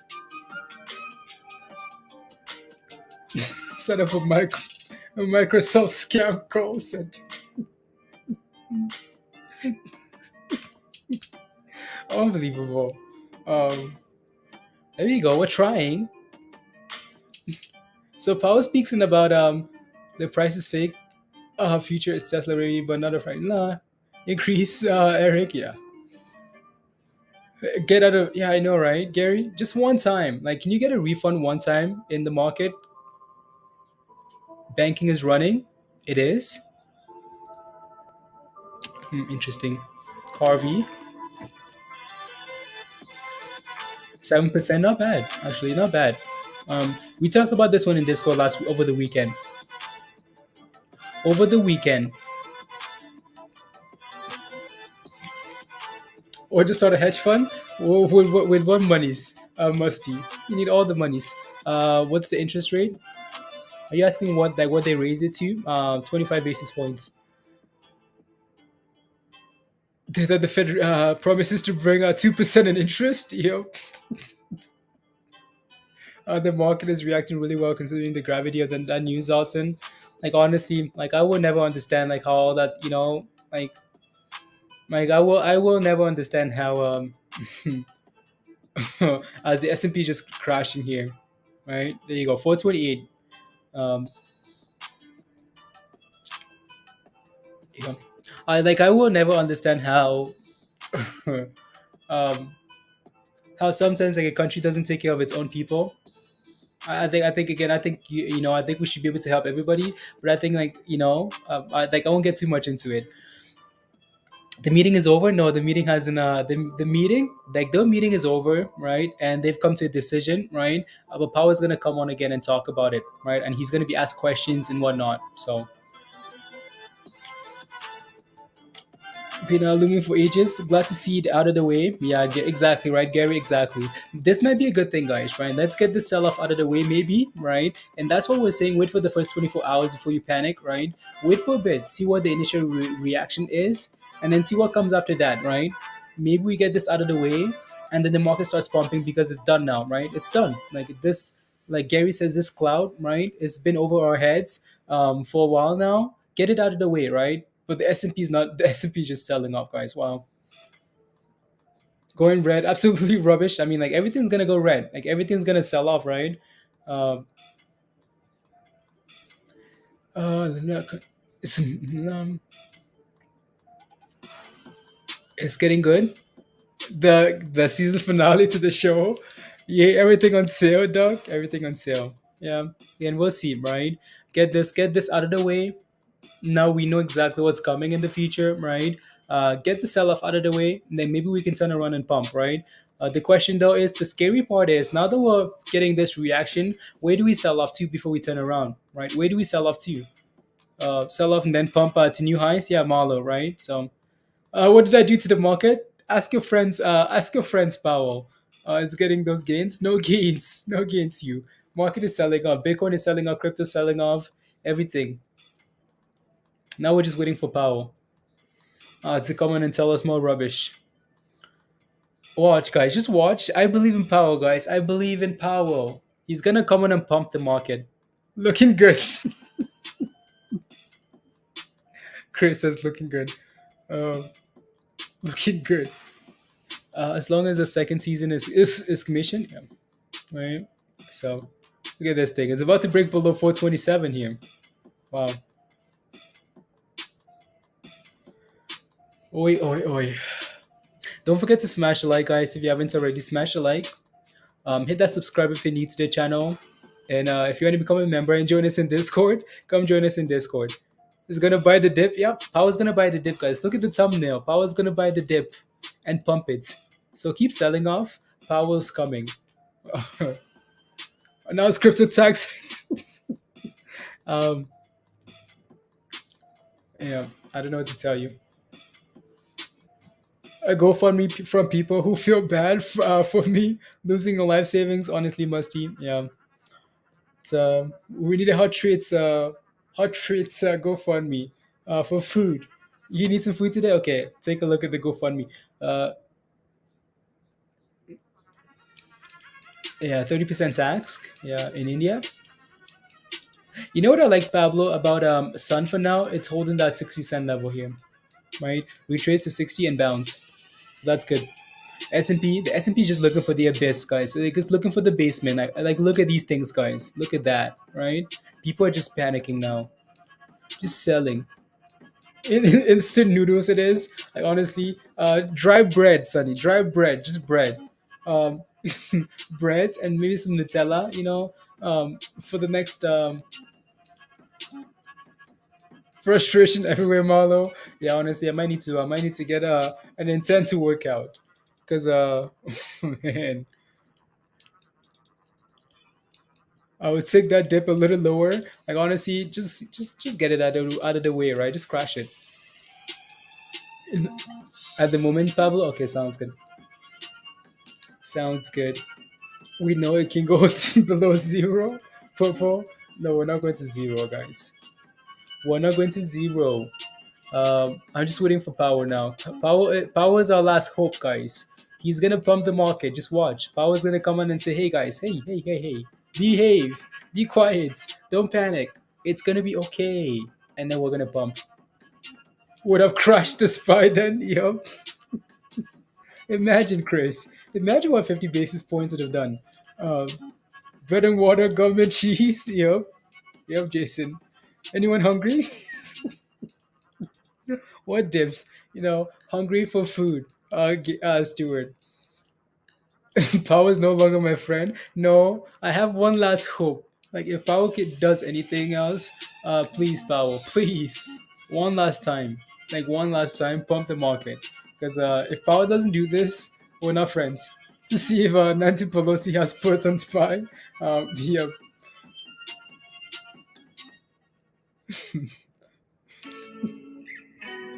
man. Um, you want a simple life, Gary? Yeah, we wanted a simple life by making all the monies, you know, um, or enough monies to to not worry. Gary, now we're worrying because we're having bread. Like we're having bread, Gary. Um,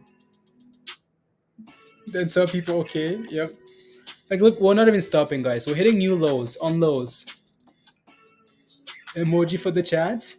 Do we not have one BTC? Do we not have a power emoji? I thought we had a power emoji. Maybe not. Big Daddy Power. We have enough money for Lambo. Money for Lambo. What happened? You're getting lunch. The Fed happened, guys. So again, if you're just joining, the reason Bitcoin and crypto, I don't know why I keep saying Bitcoin and crypto, right? Bitcoin and yeah, just crypto in general, and the S&P stock market is because of Fed. It's because of this, right? So, and there's a new article that just came out, right? So again, the Dow Jones gives up gain after the Fed raises rates and signals six more rates coming this year, right? So that's the issue, right? I think the market was okay with an interest rate hike, right? The market wasn't okay with like six more, right? Like, excuse me, we gave you this. You want six more? Okay, right? So there you go, right? There you go, there you go. The VIX, yeah, just get the VIX. I wanted the simple life, so I yielded my entire bankroll on spy calls. Or no, Doug. Nope. To the abyss. Taking care of my banana plants. Yo, Joe. Joe, please. Yeah, where do you live, Joe? I'm coming to visit. I'll water your banana plants for you, and you can take care of me. How about that? Oil down, gold down. Yeah. I no longer believe in Stuart. You no longer believe in what? In the market or six more hikes. I no longer believe. Will be $1 after 10 years. After 10 years, Omar. Omar says Shiba will be after 10 years. Shiba will be at $10. Um, anyone want to buy mango? Honestly, um, bottom is in. Yeah. So power again comes on in about 13 minutes, guys, and he's gonna pump it. I believe in power, guys. I believe in power. He's gonna pump the market. You up for adoption? I'm up for adoption too, Dan. Anybody wanna adopt? Um, my mango is cheap. Yeah. So the market is trying to turn around. Bitcoin is trying to go again for that $40,000 level there. Not sure why this line is here. I'm gonna delete that. And $40,000, right? It's trying. Not possible. Top is in this.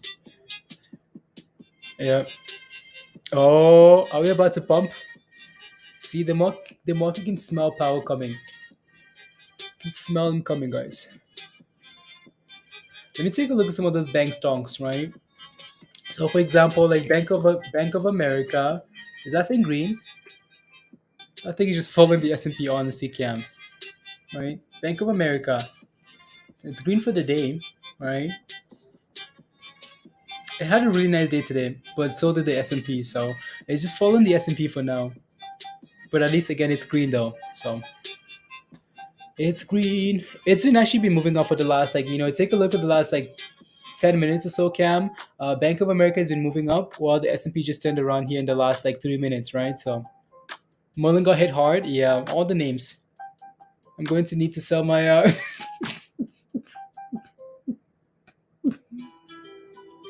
man. No place else to put money. Buy back in, Eric. Yep. Oh, here we go.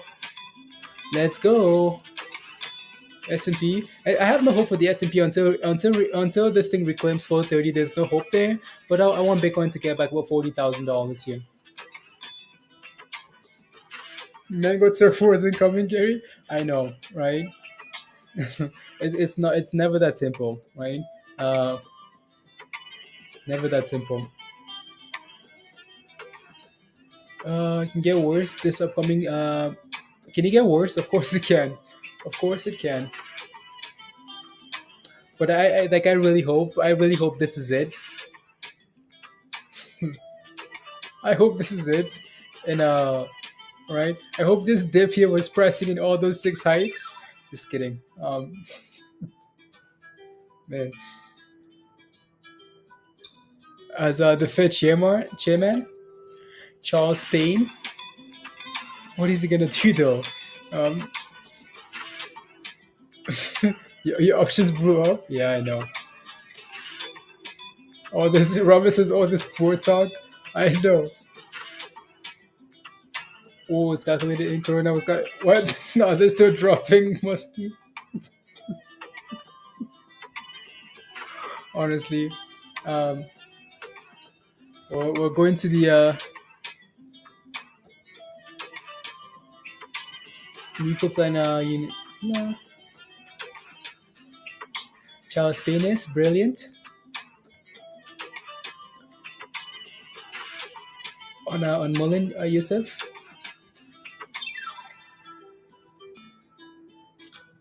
Sure at 2 p.m.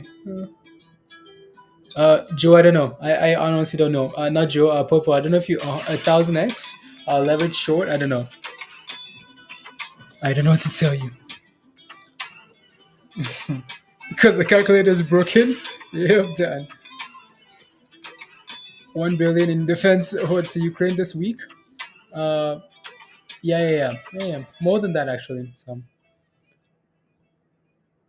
you just got Dimitri. You just got your Robinhood wallet. Wow, Robinhood wallet. Nice. Yeah. 8 minutes, guys. 8 minutes. 8 minutes before we get more. Power starts talking, and then we get more volatility. Again, hopefully he comes on and pumps the market. But we'll see. If this thing breaks below, like if that thing breaks below this low here when Power's talking, I think 426 here. Yeah, I think I think you need to hear. I know, honestly, Stuart. I need my mummy. Yeah.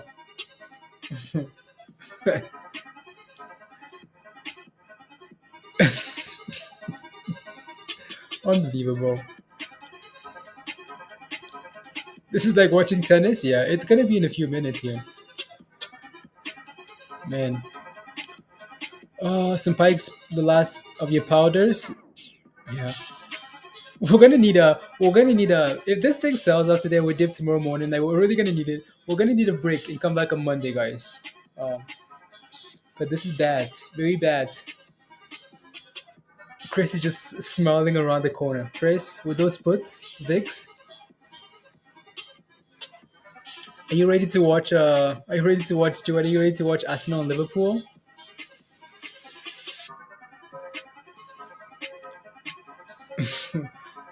Thank you very much. Thank you. What do I think about Kitty Inu? The Kitty Inu game? There's a game for it? I have no idea. I haven't seen the game. I haven't seen it. Man, oh man. Finish. Let me take a look at a few names here that I've been watching today. Cool. Let me take a look. I mean, like everything's just dipping. Everything. We need power, guys. How's my Koji Inu doing? I never. What am I doing, Koji Inu? Stuart, I never had any. Then might actually I have to get an actual job. Yeah. Massive game. Yeah. Honestly, that's gonna be a distraction from all the losses today, Stuart. We're gonna need that. We're gonna need distractions, guys. From all the losses we're taking today, we're gonna need something. We're gonna need to do something else. Now, like Stuart, now all the monies I'm spending to go skiing this weekend, all of a sudden it's not worth it because I don't know where all that extra monies is coming from. They're gonna increase. They are gonna increase, Dimitri. What do you mean? We know the again, yeah, it's done already, Dimitri, right? So the Fed is hiking interest rates. You know, for selling your soul to the community, sold nothing. Stuart, I had no benefit, no benefit.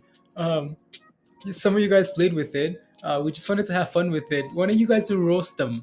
That was the whole point. We did no research. They were just spamming the chat, so we wanted you guys to roast them. But you guys were nice. Obong, why? Why, Obong? Why? What did I do? IMX is up 15%. Let's go. Oh yeah, this thing is here goes the S&P again, guys. Right? So Bitcoin filled at $40,000, and the S&P is still selling off here. IMX. Ooh, nice. There's always something that does well. Always, right? Always, always. Versus at 4 Champions League, then Arsenal at 4:30 should have to take until then. Honestly, Pablo, yeah, exactly. Like as soon as Pau comes on, yeah, we're gonna leave when Pau leaves too. ISPO is going. ISPO. Um, okay, well, it's trying. It's doing better than some of these names here. That thing needs to Marla needs to keep holding that level of support at like $9 there. All time lows, right? Was good at giving some very vague answers. Yeah, I mean most of these guys are though. You know, they're just looking for like the monies, Stuart. They're looking for their pump and dumps. That's all they're looking for. La, la, la. Chelsea versus Chelsea. To buy a fantastic day, in my opinion. A massive correction would be great for long run.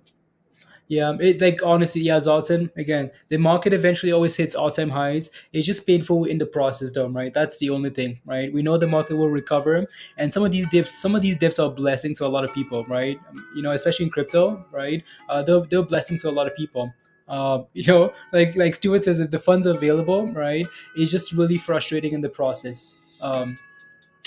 Because again, you think about crypto, it's been like a month of like nonstop, like uncertainty. Some people would like to recover. Some people would like to, uh, you know what I mean. So, stock market is a useless good, Robert. The stock market is the most useless thing I've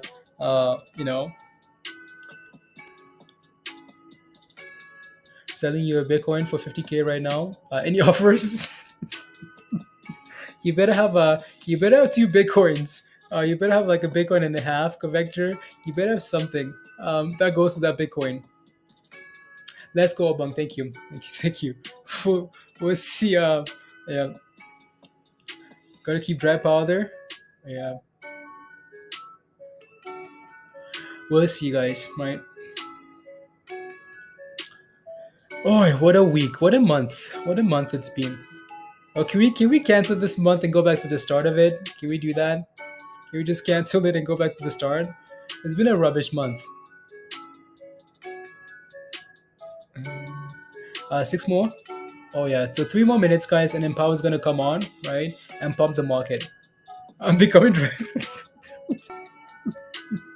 Right, Musty? Um, dry powder. Um, unbelievable. Oh man. Um, hey Marco, how are you? Good to see you. Um, unbelievable. Anyway, super chat from Dan. Here's my last $5. Thanks for the memories. Honestly, Dan, right? Go fund me. Thank you for the super chat, Dan. Really appreciate that. Which is a bad month. You know what? I'm moving to the village, guys. That's it. It's confirmed. We're doomed. News says we're doomed, guys. Oh man, Must is becoming crusty. Yo, um, making a double bottom touch. It's trying to. Um, Again, power's gonna come in about 2 minutes, guys, and pump the market. um, Yeah, that's not gonna happen, is it? For half a year sounds like a plan. Honestly, Stuart, yeah, because like we've gone like I've never like streamed through like a cycle like this. Usually like when I'm trading, you know, or like just like because I've done this for a bit. Usually when things like this happen, because it happens almost every year, there's always something that happens that causes the market to dip. But like when stuff like this happens, I'm not watching the market. Like I'm just bye bye. I'm trying to do other things, right? That could be potentially beneficial. But now that we stream all the time, it just makes it tough because you're watching every single red candle. It's like, when can we stop? Like, it's not like you're panicking or anything, right? Eventually, like your longer term plays will prevail. But it's just like when you're watching every red candle, every second of every red candle, it just becomes frustrating. Every time you say Powell, Scott, because I'm trying to believe, but I'm trying to hold faith, but I don't know what to tell you, right? Um, so let me pull up Powell here, guys. Refresh that there. So he should be coming on any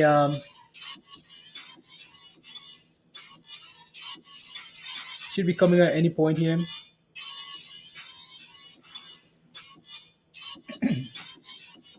So just waiting, and the market is just dipping. It's the time to do it for sure. I know, Stuart. I know, I know, I know. It's my hip. When I dip, you dip, we dip, dog. We're tired of dipping. Tired of dipping, dog. As the market is just selling off still. So a lot of faith. Let's see here. So nothing yet. So he should be coming on any minute now, right? Any minute. Come on, Powell. Come tell the people Is what. very strong, and against the backdrop of an extremely tight labor market and high inflation, the committee anticipates that ongoing increases in the target range for the federal funds rate will be appropriate. In addition, we expect to begin reducing the size of our balance sheet at a coming meeting. Economic activity expanded at a robust 5.5% pace last year, reflecting progress on vaccinations and the reopening of the economy, fiscal and monetary policy support, and the healthy financial positions of households and businesses. The rapid spread of the Omicron variant led to some slowing in economic activity early this year, but cases have declined sharply since mid-January, and the slowdown seems to have been mild and brief. Although the invasion of Ukraine and related events represent a downside risk to the outlook for economic activity, FOMC participants continue to foresee solid growth. As shown in our summary of economic projections, the median projection for real GDP growth stands at 2.8% this year, 2.2% next year, and 2% in 2024. The labor market has continued to strengthen and is extremely tight. Over the first 2 months of the year, employment rose by more than 1 million jobs. In February, the unemployment rate hit a post-pandemic low of 3.8%, a bit below the median of committee participants' estimates of its longer-run normal level. The improvements in labor market conditions have been widespread, including for workers at the lower end of the wage distribution, as well as for African Americans and Hispanics. Labor demand is very strong, and while labor force participation has increased somewhat, labor supply remains subdued. As a result, employers are having difficulties filling job openings, and wages are rising at their fastest pace in many years. FOMC participants expect the labor market to remain strong, with the median projection for the unemployment rate declining to 3.5% by the end of this year and remaining near that level thereafter.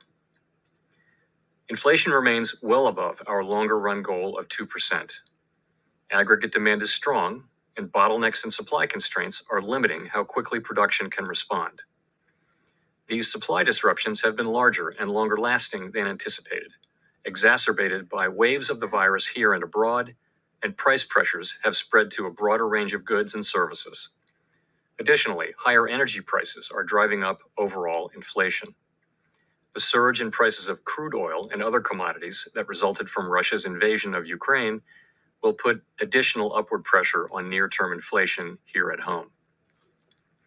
We understand that high inflation imposes significant hardship, especially on those least able to meet the higher costs of essentials like food, housing, and transportation.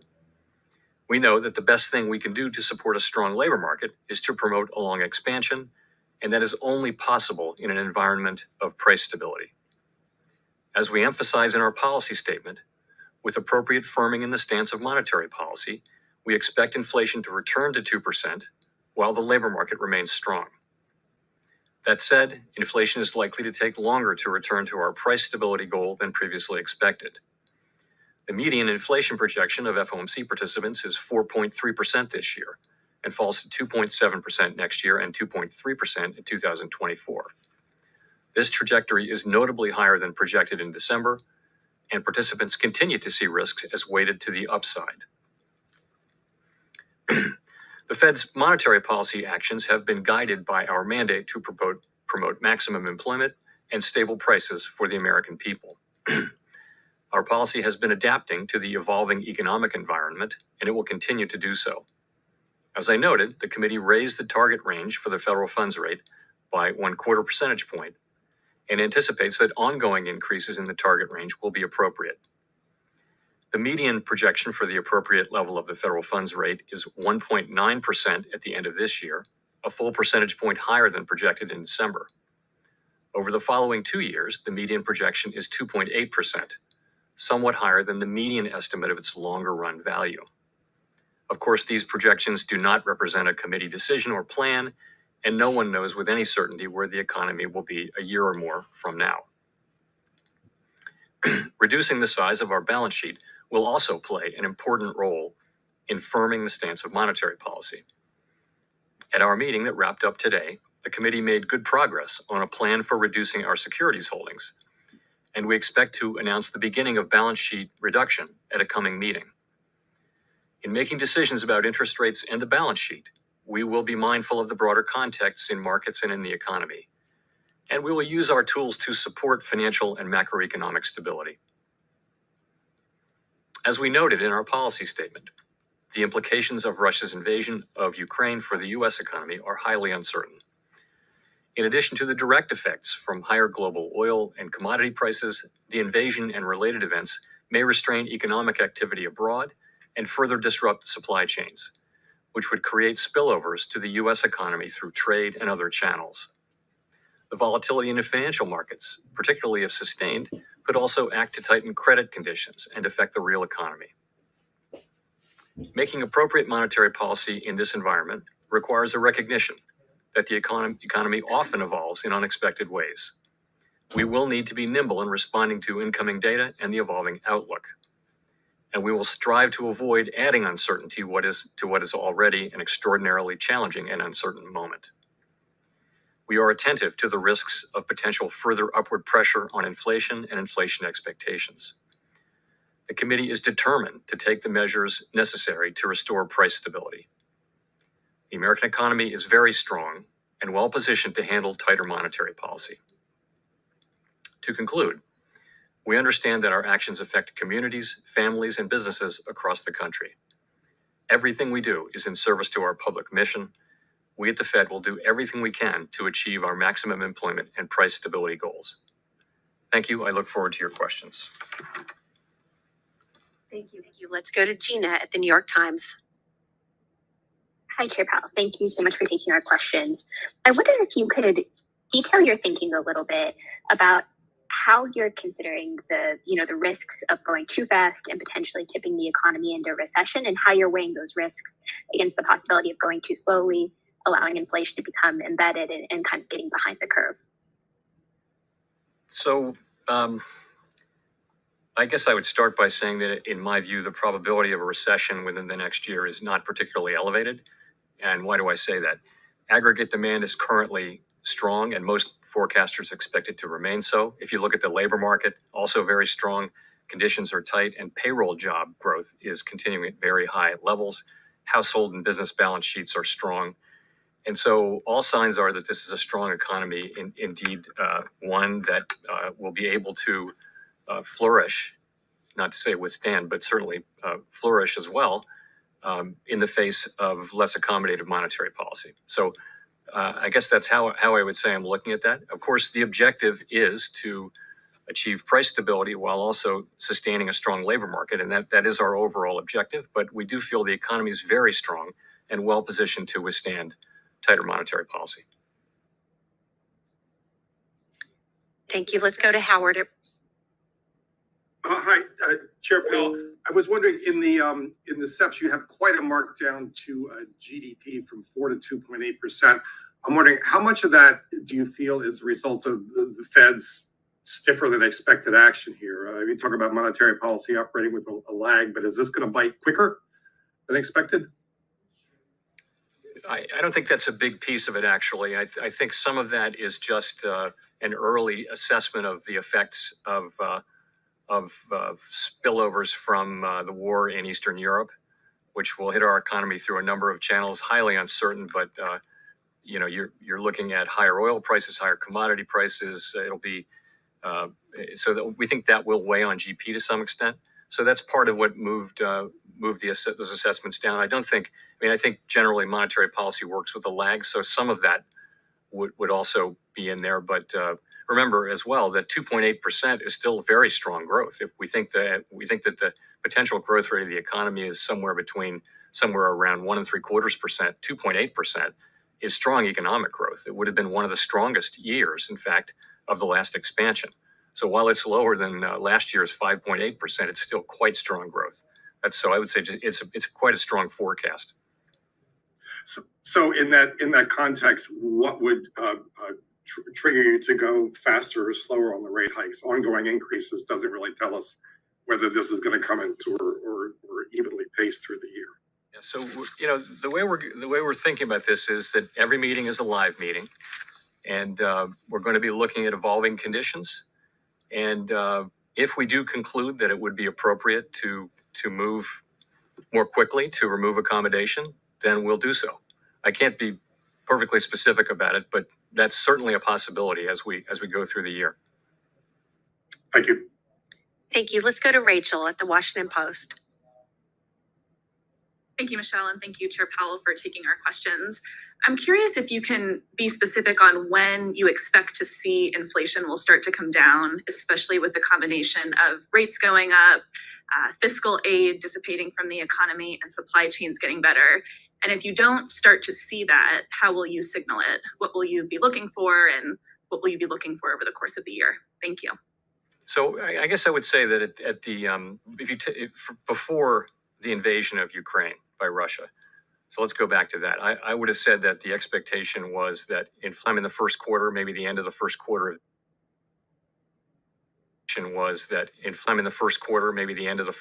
this year, and then maybe stay at that level or a little bit lower, and then start to come down in the back half of the year. So now we're already seeing a little bit of short-term upward pressure in inflation due to higher oil prices, not natural gas a little bit, but not so much for us since we have our own natural gas supply, other commodities prices.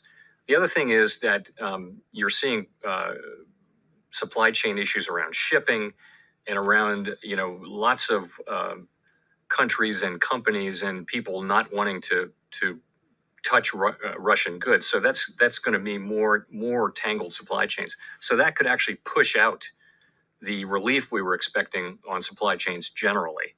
So I guess I would say that the expectation is still that inflation will begin to come down in the second half of the year. But if you look at where I read the SEP headline median, we still expect inflation to be high this year, lower than last year.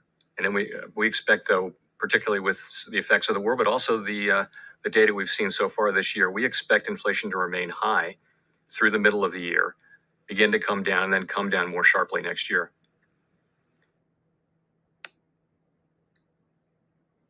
Let's go to Nick at the Wall Street Journal. Nick Timmeros of the Wall Street Journal. Chair Powell, over the last 6 months, the Fed has shifted its policy stance quite a bit. 6 months ago, you were still buying assets. Most officials weren't projecting any interest rate increases this year. And yet, despite the shift over the last 6 months, real rates are as negative today as they were then. So how concerned are you that further inflation surprises will offset the effects of recent policy firming by leading real rates to stay at levels that do not actually provide much restraint to the economy? Thanks. So that's one of many ways of capturing the situation, which is that the committee really does understand that the time for rate increases and for shrinking the balance sheet has come. And I would just say, I would go back to the economy is very strong. As I mentioned, tremendous momentum in the labor market. We expect growth to continue. It's clearly time to raise interest rates and begin the balance sheet shrinkage. And I just wanted to say that as I looked around the table at today's meeting, I saw a committee that's acutely aware of the need to return the economy to price stability and determined to use our tools to do exactly that. You couched it in terms of real rates. I would say if you look at the SEP, you've got people getting close to or even above, in many cases, their estimate of the longer run neutral rate. So I understand that doesn't do it for real rates, but if you go out a year or two, many people are in their forecasts are having tight policy from a real interest rate standpoint. So that's something that we're focused on. Of course, it's a highly uncertain environment, and we don't know what's going to happen, but we do know that we're going to deploy our tools to achieve our goals, and that includes the price stability goal. Let's go to Victoria at Politico. Let's go to Victoria at Politico. Hi, Chair Powell. So looking at the summary of economic projections, you all have inflation coming down over the course of the year to 4.3%. And then you also have rates going up to what appears to still be below roughly what would be estimated to be the neutral rate, although I know that's a little bit uncertain. So I was just wondering, how much of inflation coming down do you see as actually being as a result of the Fed itself raising rates?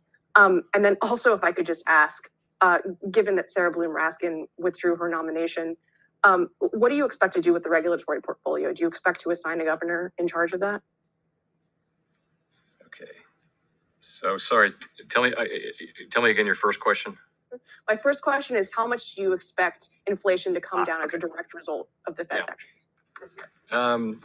Okay, so part of inflation coming down at the very beginning is clearly to do with factors other than our policy, and those would include potentially the supply chains getting a little bit better. Certainly, base effects. You're lapping, as you know, when you look at a 12-month trailing window, you're lapping very high inflation in March, April, May, June of last year. So there should be some effects from that in the 12-month picture. Really, what we're looking for though is month by month inflation coming down, and so it's really it's all the things we've been talking about, that really haven't helped much, including the shift away from goods and back to services, including supply chains getting better, including labor force participation, all those things that have been sticky and we started talking about rate increases last year. For some months now, financial conditions have already incorporated a significant number of rate increases. So it doesn't start today. In effect, the moves are already priced into the market for a few months now. So so the clock is running on that, and I think some of that will be seen in half of the year as well. In effect, the moves are already priced into the market for a few months now. So so the clock is running on that, and I think some of that will be seen in half of the year as well. I'm going to refresh this, guys. So on the regulatory portfolio, I would just say this: we have an obligation to carry out under the law. It's glitching. And we're voting on them. We're getting our business done. There you go. We got the stress test done. We've looked at a number of proposals for mergers and things like that. So we're working ahead. Of course, we don't have a vice chair for supervision, as you mentioned, but we're making do with the situation we have, and a good number of things have come straight to the board for approval. Let's go to Neil Irwin at Axios. Let's go to Neil Irwin at Axios. Are they all broken? Are the whole thing glitching, guys? Let's go to Neil Irwin. Hi, Chair Powell. It's Neil Irwin at Axios. Thanks for taking our questions. In the statement of economic projections, we see a forecast of median 1.9% Fed fund rate at the end of the year, 2.8 end of next year. Wondered whether that aligns with your own expectations, in particular on that point of overshooting the long-term neutral rate. And also, if you can tell us anything about how that might be paced, front-loaded, back-loaded, how high is the bar for doing 50 at one meeting? So I don't, Neil, I've never talked about my own SCP projection. It's in there, but I think Fed chairs have generally not done that because we just haven't done it. It's because we have to put together the consensus on the committee and present that consensus. So I wouldn't talk about my individual one. And in terms of the pacing of it, I would just point out that there's 7 remaining meetings this year. This isn't something we discuss or debate or agree on, but there's 7 remaining meetings and there's 7 rate hikes. I would add there's also the shrinkage of the balance sheet, which people do the math different ways, but that might be the equivalent of another rate increase just from the runoff of the balance sheet. So I don't know. We haven't made any decisions on front end loading or going steadily through the year. And as I mentioned, if you look at the SEP, a good number of participants do see more than 7 rate increases this year. And I can't give you, I'm not going to try to give you a really specific test for what it would take to do that. But I will say this, though, we'll be looking at the data as they come in. We'll be looking to see whether the data show expected improvement on inflation. We'll be looking at the inflation outlook and making a judgment. And we'll be going, each meeting is a live meeting. And if we conclude that it would be appropriate to raise interest rates more quickly, then we'll do so.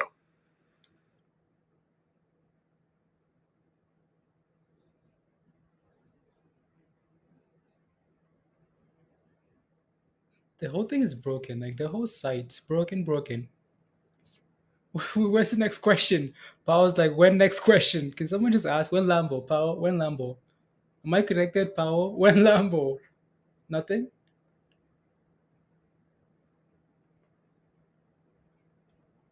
Is Powell broken? Oh no. He's broken, guys. He's glitching. 1 second. Someone says 1 second. When well, I mean, this still doesn't give us like a sense of direction, We're though. going to try one more time. Colby Smith at the FT.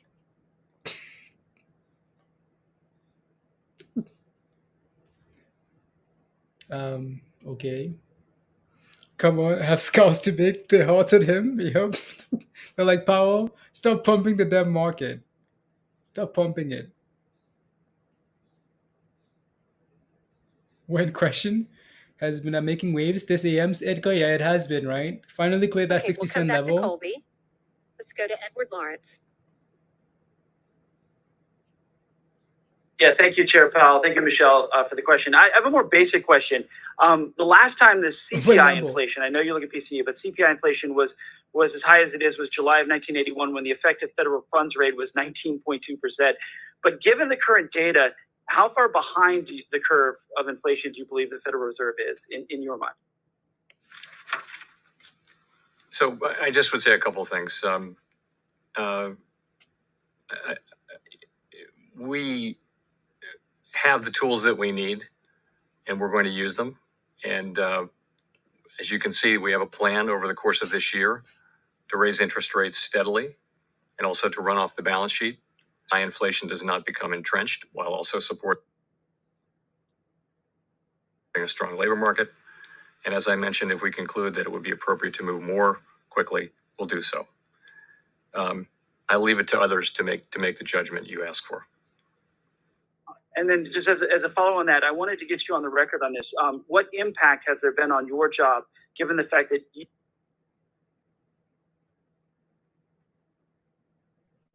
lost you in the middle of the question? Oh no. They're losing them, guys. The whole system is losing. Powell says we lost you in the middle of the question. We lost you. Oh no. the impact that given you're not actually confirmed and Governor Brainerd is not actually confirmed, has there been any impact on your job or the Fed's ability to handle inflation? None whatsoever. Oh no. Let's go to Colby Smith at the FT. Thank you, Michelle. Chair Powell, how concerned are you about the notable pickup in services inflation, which is perhaps less likely to self-correct? And to what extent does it alter both the committee's long-term inflation expectations will not de-anchor in the coming months, as well as the balance of risks that the Fed may need to raise interest rates further above neutral than indicated in the dot plot? Thank you. Thank you. So, of course, that's something we're watching report by report, and certainly we noticed it in the last meeting, and it's part of the overall picture. We have expected services inflation to move back up to where it was, and that's part of what's happening. Is in the case of some services, prices are still getting back up to where they were before the crisis. In other cases, it's pretty clear that inflation has spread more broadly across services, and yes, that is concerning. In the meanwhile, we see some progress on the good side, but really in this latest report, it was confined to vehicles, which is admittedly a large category. So, as I mentioned, the committee acutely feels its obligation to move to make sure that we restore price stability, and is determined to use its tools to do so. Thank you. Let's go to Steve Leisman at CNBC. Thank you. Mr. Chairman, I wonder if you could help me understand the kind of logic, if there is one, inside the SCP here. As I look at the median forecast, for example, for unemployment, it runs for the 3-year window below the rate.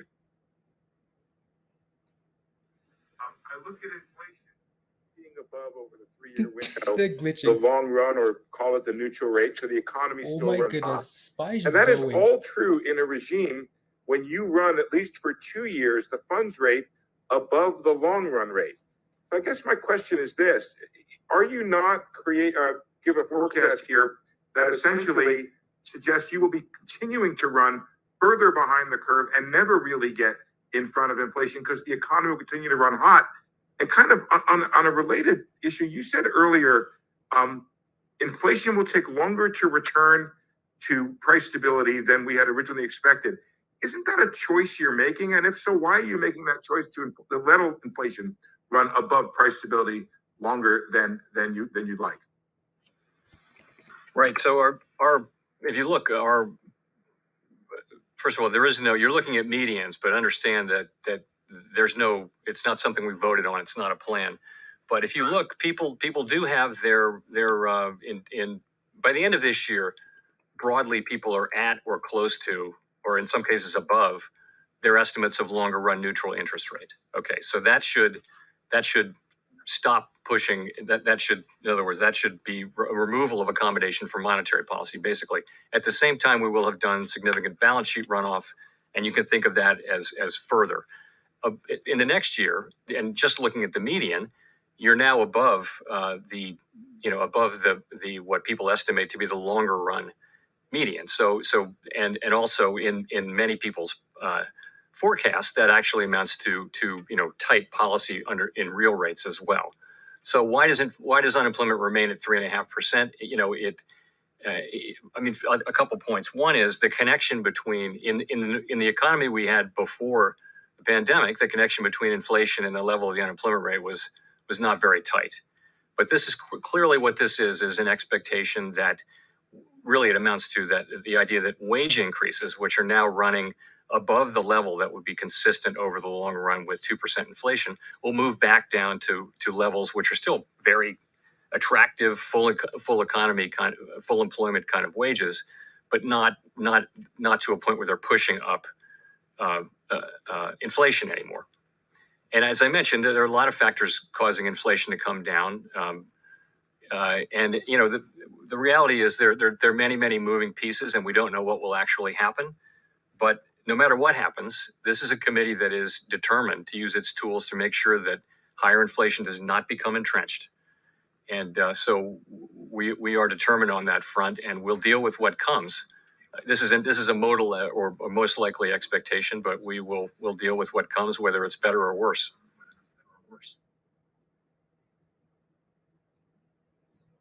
Thank you. Let's go to Chris Rugaber at the AP. Hi, thank you. Well, let me follow up a bit on that. I mean, there are a lot of economists skeptical that you can reduce inflation as much as you've penciled in without raising the unemployment rate. And I'm wondering just what are the mechanisms you see in reducing demand? I mean, outside housing and autos, how do higher Fed rates reduce consumer demand unless it's through higher unemployment? Thank you. Well, if you take a look at today's labor market, what you have is 1.7 plus job openings for every unemployed person. So that's a very, very tight labor market, tight to an unhealthy level, I would say. So in principle, if let's say that our tools work about as you described, and the idea is we're trying to better align demand and supply, let's just say in the labor market. So it would actually, if you were just moving down the number of job openings so that they were more like 1-to-1, you would have less upward pressure on wages. You would have a lot less of a labor shortage, which is going on pretty much across the economy. We're hearing from companies that they can't hire enough people. They're having a hard time hiring. So that's really the thinking there. Is these are fairly well understood channels, interest sensitive, and basically across the economy, we'd like to slow demand so that it's better aligned with supply, give supply at the same time to recover, and get into a better alignment of supply and demand, and that over time should bring inflation down. And I'll say again, though, we don't have a perfect crystal ball about the future, and we're prepared to use our tools as needed to restore price stability. With as I mentioned in my opening remarks, without price stability, you really can't have a sustained period of maximum employment. It's one of our most fundamental obligations is to maintain and restore, in this case, price stability. So we're very committed to that. Of course, the plan is to restore price stability while also sustaining a strong labor market. That is our intention, and we believe we can do that. But we have to restore price stability. Move to the village. Okay, let's go to Scott Horsley at NPR. Thanks, and I apologize. Covers some of the same ground you just talked about, Mr. Chairman. I think I missed some of your answer there, but I apologize if this covers some of the same ground you just talked about, Mr. Chairman. I think I missed some of your answer there, but I have a follow-up question on the labor force. We have seen some gains in the prime age workforce in the last few months.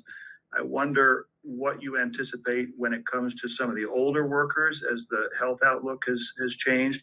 Are we going to see more recent retirees following Tom Brady back in the workforce? And what would that mean for wages and inflation? It's hard to say. What we saw in the last cycle was that over the course of a long, steady expansion, labor force participation outperformed expectations.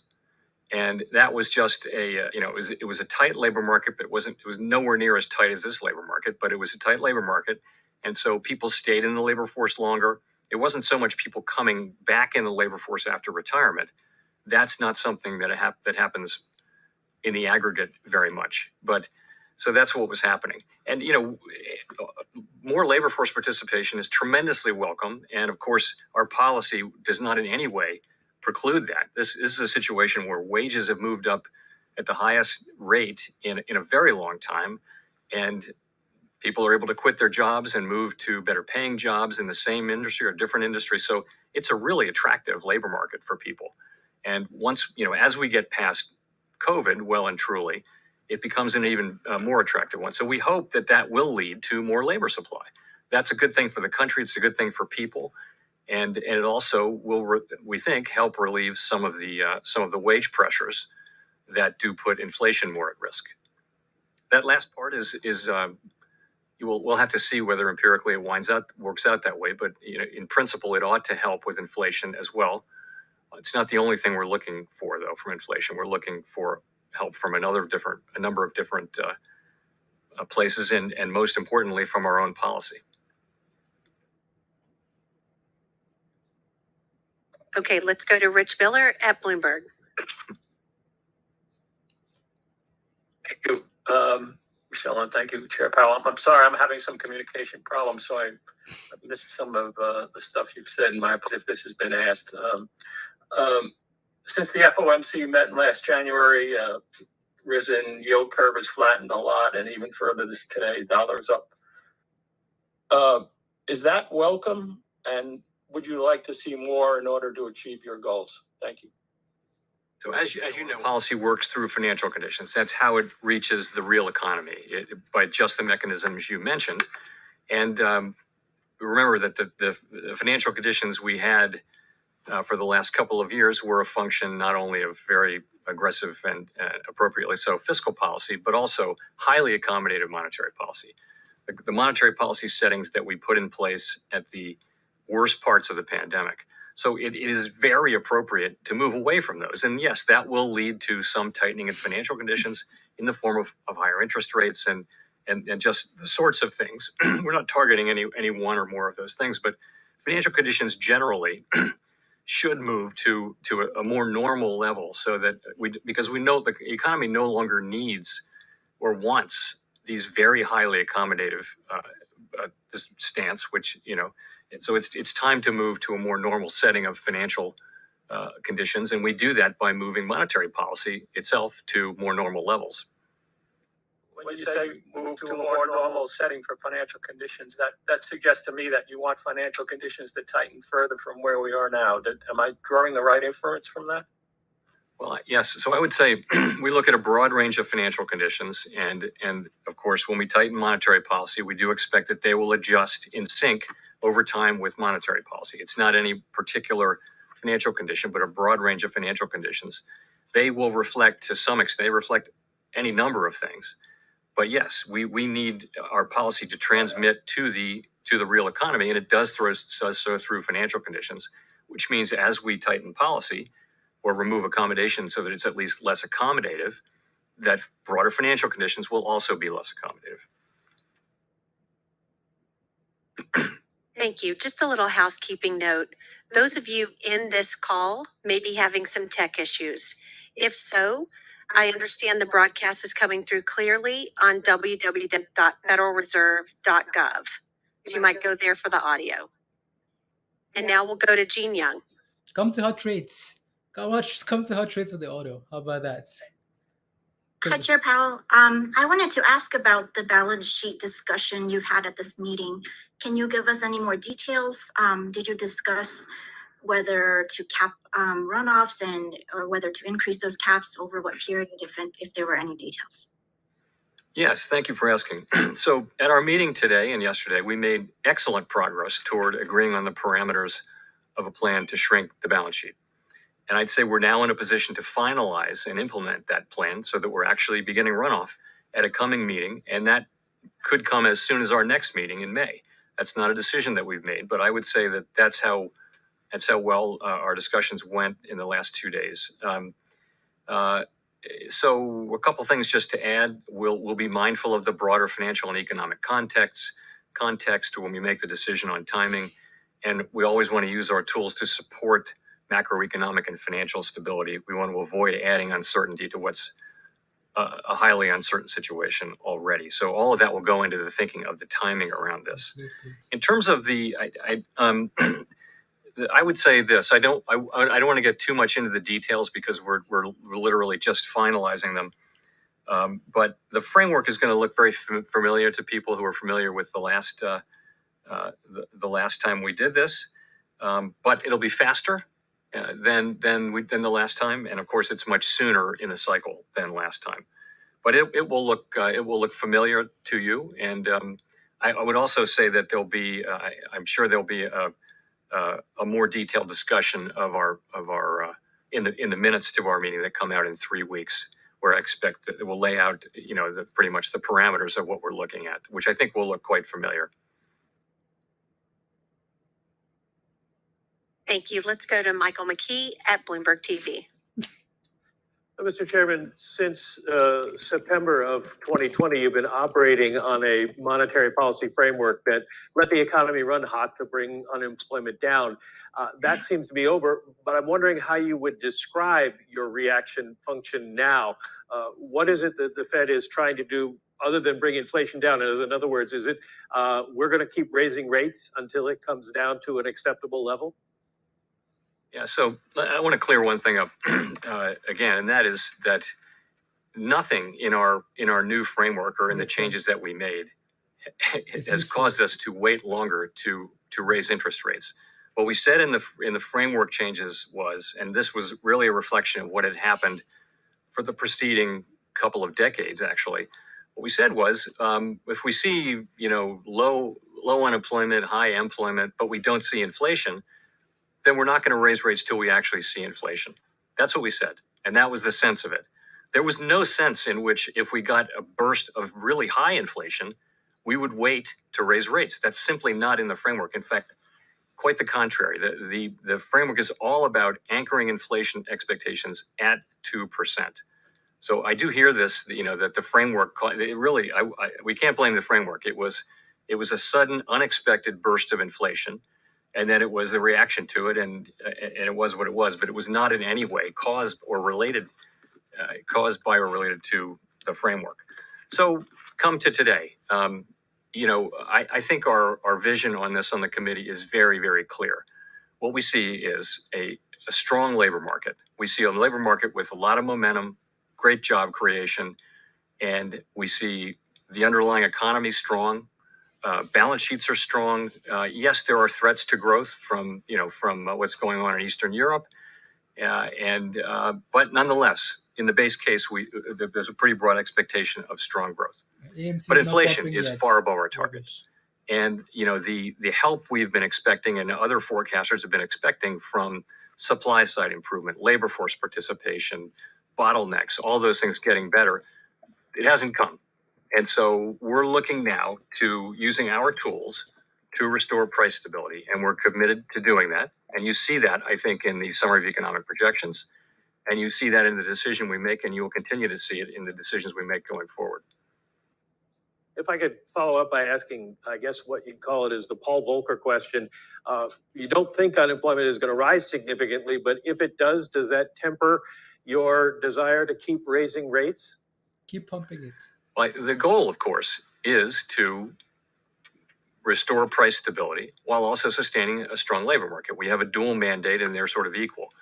But as I said earlier, price stability is an essential goal. In fact, it's a precondition really for achieving the kind of labor market that we want, which is a strong and sustained labor market. We saw the benefits of a long expansion, a sustained labor market. It pulled people back in, and there were really no imbalances in the economy that threatened the long expansion. The pandemic arrived. It was just a completely exogenous event. So that's how we're thinking about it. We of course want to achieve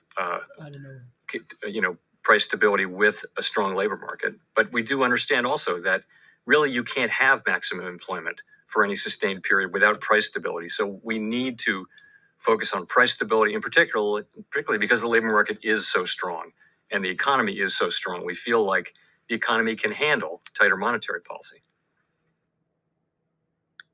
Thank you. Let's go to Brian Chung at Yahoo. Thank you. Let's go to Brian Chung at Yahoo. Hopefully no tech issues here on this front. Wanted to ask just kind of the broad question about how you are communicating what the Fed's doing here today to the average American who might not be reading the dot plots or understanding what the SCP is. How is the 25 basis point hike today and then the signaling on future Fed policy going to address the inflation that they're feeling at the stores on a daily basis? Sure. So I guess I'd start by just assuring everyone that we're fully committed to bringing inflation back down and also sustaining the economic expansion.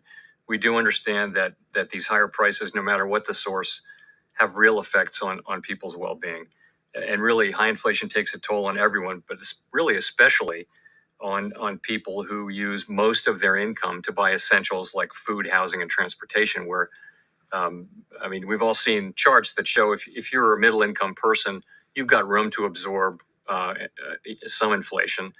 If you're at the lower end of the income spectrum, it's very hard because you're spending most of your money already on necessities and the price is going up. So, but it's punishing for everyone.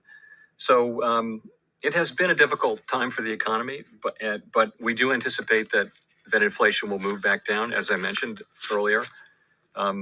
It may take longer than we like, but I'm confident that we'll use our tools to bring inflation down. And you ask about rates. So the way that works, I would explain, is as we raise interest rates, that should gradually slow down demand for the interest-sensitive parts of the economy.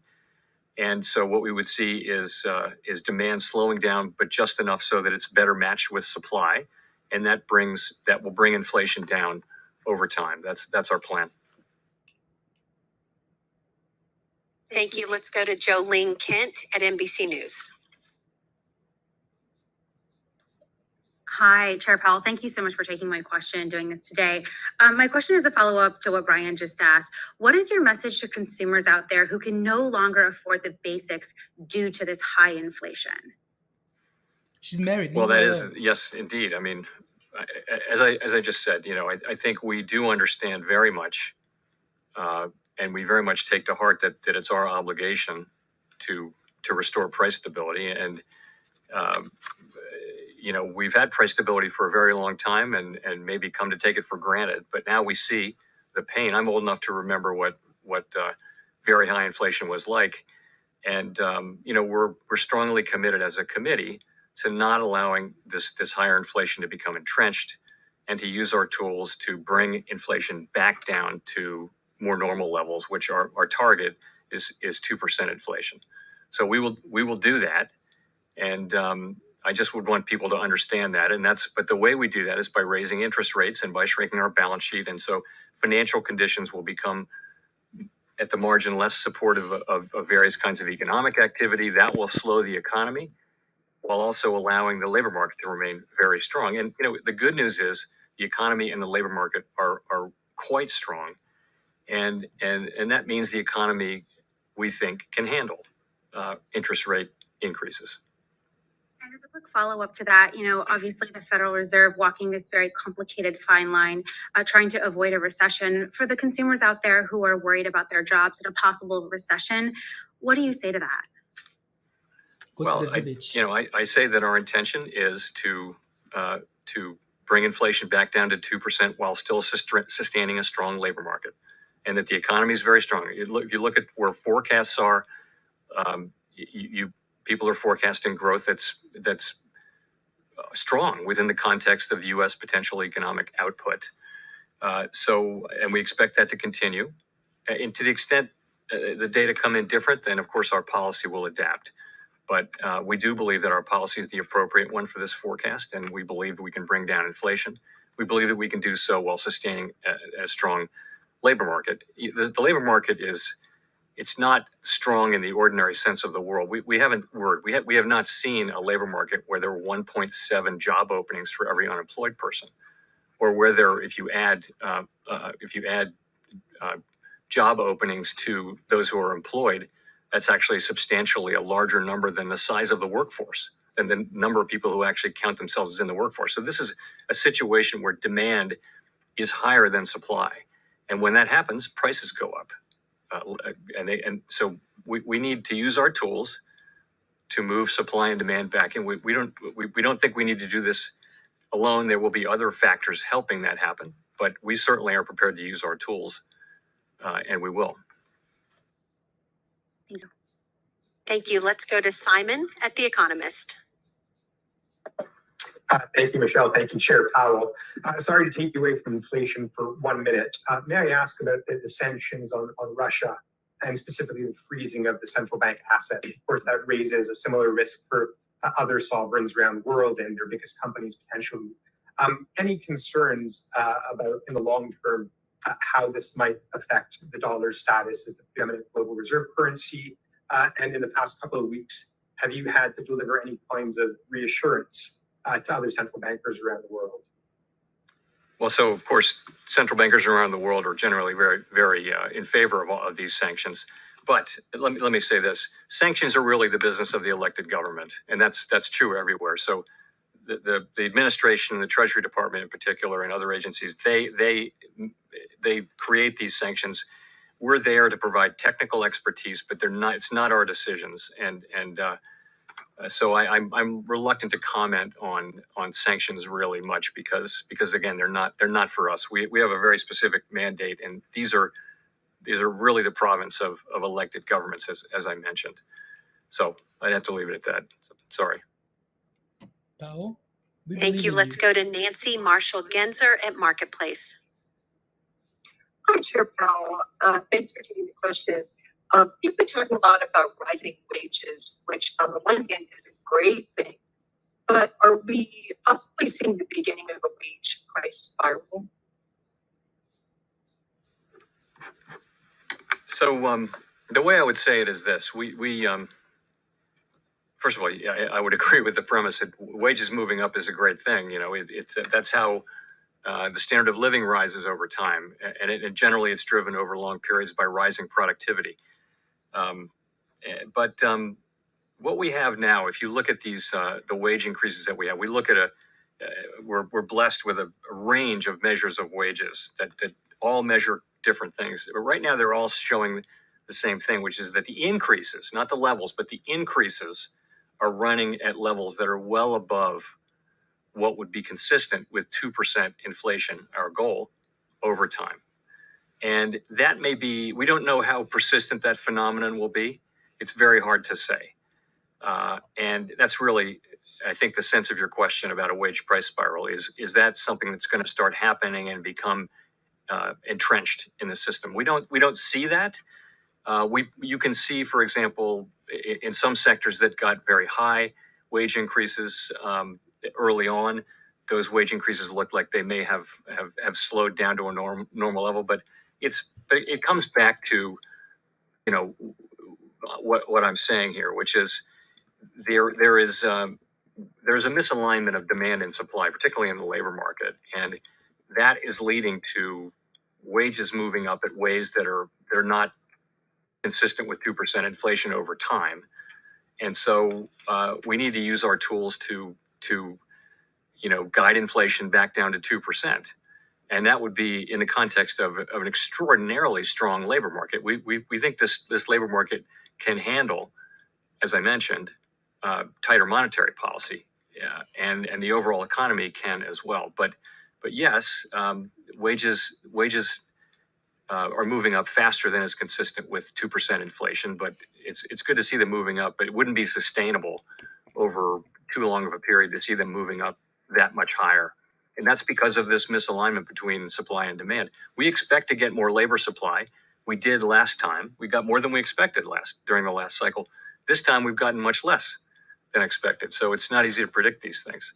But we do expect that we'll get people coming back in the labor market, particularly as COVID becomes less and less of a factor in many people's lives, something we all wish. So that's how we think about it. Thank you. And for the last question, we'll go to Don Lee at LA Times. Hi, Chair Powell. I think you said to the Senate earlier this month that in hindsight, the Fed should have moved earlier. And it sounds like today that you don't think that there is late. You still think that the Fed is behind the curve. How much behind the curve is it? Right. So we are not. We don't have the luxury of 20/20 hindsight in actually implementing real-time decisions in the world. So, the question is, the right question is, did you make the right decisions based on what you knew at the time? But that's not the question I was answering, which is knowing what you know now. So I think if we knew now, of course, if we knew now that these supply blockages really and the inflation resulting from them in collision with very strong demand, if we knew that was what was going to happen, then in hindsight, yes, it would have been appropriate to move earlier. Obviously, it would be, but again, we don't have that luxury. And then but that's a separate question from your other question, which is behind the curve. And I don't have the luxury of looking at it that way. We have our tools, powerful tools, and the committee is very focused on using them. We're acutely aware of the need to restore price stability while keeping a strong labor market. And what I saw today was a committee that is strongly committed to achieving price stability in particular, and prepared to use our tools to do that. We're not going to let high inflation become entrenched. The costs of that would be too high, and we're not going to wait so long that we have to do that. No one wants to have to really put restrictive monetary policy on in order to get inflation back down. So, frankly, the need is one of getting rates back up to more neutral levels as quickly as we practicably can, and then moving beyond that if that turns out to be appropriate. And as you can see, it is appropriate in the sense to people's SEPs. They do write down levels of interest rates that are above their estimate of the longer run neutral rate. And there's also a range of estimates too, as you will see if you look at the details of the SEP. But thanks for your question. Okay. Thank you all. Thanks, Mr. Chair. Get out of Thank here. you. Bye.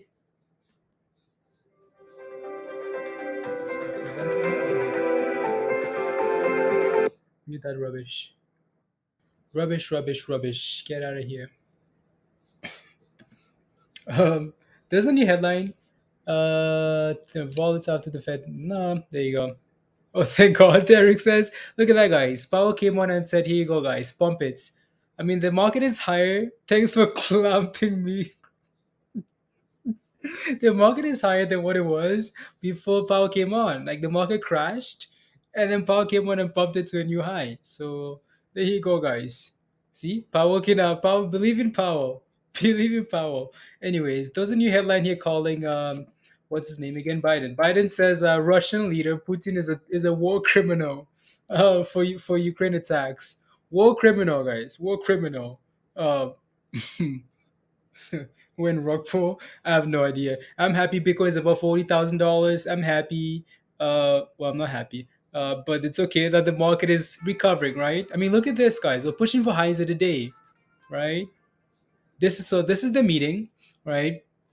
This is those minutes coming out. Look at that, right? We go from 431 and just absolute destruction, right? All from 431 to 426, 424, and then look at where we are now, right? Just straight pump. So it's done well, like in terms of recovery. Bitcoin has been mostly stagnant. It's gone below $40,000, not a whole lot below, and recovered. So not bad, right? I told you it would bounce. Well, we hoped it would bounce because yeah, we hoped Powell would save the market for now. So that's good. That's good. Has already priced in rate hikes. It has, right? Like the market is priced it in, but you just never know. You can sense a crypto stream. I hope Bitcoin is at $45,000, $42,000 later today, Stuart, so we can do a crypto stream, right? Look at Bitcoin go, guys. Look at that. Bitcoin is like crypto stream. What did I just do? Added some lines. Crypto. Come on, Bitcoin, you can do this. I would like to thank all the chicken littles that sold me shares on the cheap. I hope this is it. I hope all of this rubbish is priced in already. The only thing we have to worry about now is is Ukraine and Russia. I hope that's it.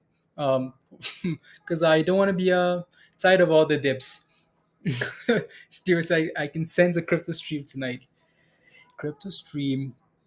That was a bit of non-event, really. I mean, again, so it's usually Gary, like usually what happens is these guys know, again, especially the people that move the market, they know exactly what they want, and they use like these headlines in all these meetings as it means to an end, right? So I can understand what you're saying. Look at Bitcoin, guys. 40,800. Come on. I'm interested in Putin and Ilona fights. Ilona. What's Elon's business? Well, at least that's not crashing the market. So, let's resume the normal. Yeah, the normal. Power's gone now, and we're shaky. We're no longer pumping, guys. Can't even believe it. June says I'm getting rich. I'm getting rich on calls. June, can you help a brother out? June? You want to help a brother out with those with all your richness? Would kick. So Elon really wants to go fight Putin. He wants to go fight him. Okay, well, good luck to him. He's gonna need some. He's gonna need one of those. He's gonna need to create a suit or something. By the way, Crypto Rockets, you have Salah, and I triple captained him. So unbelievable. Sell the news. Yeah, it was right. It was sell the news, right? When the minutes came out, that thing crashed, right? Um, what up, Stuart? What's wrong? Mullen is pushing. Ooh, maybe we can make some monies here today. Some monies, guys. Mullen better be like above like 180. I mean, it's green. It's trying. It's still holding 150, which is all we asked for, right? I like what's happened here, though. This is a great opportunity. I like what's happening here as right. Who's hitting on who? I've been working, but you have been Stuart has been heated. Stuart and Robert, all there's a lady, a very nice looking lady, and she's married. Now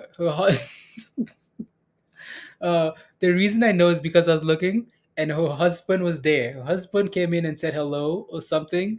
Uh, Whatever. He knew there were people like Stuart and Robert in the chat. So he just had to come show his face. And but Stuart obviously didn't care.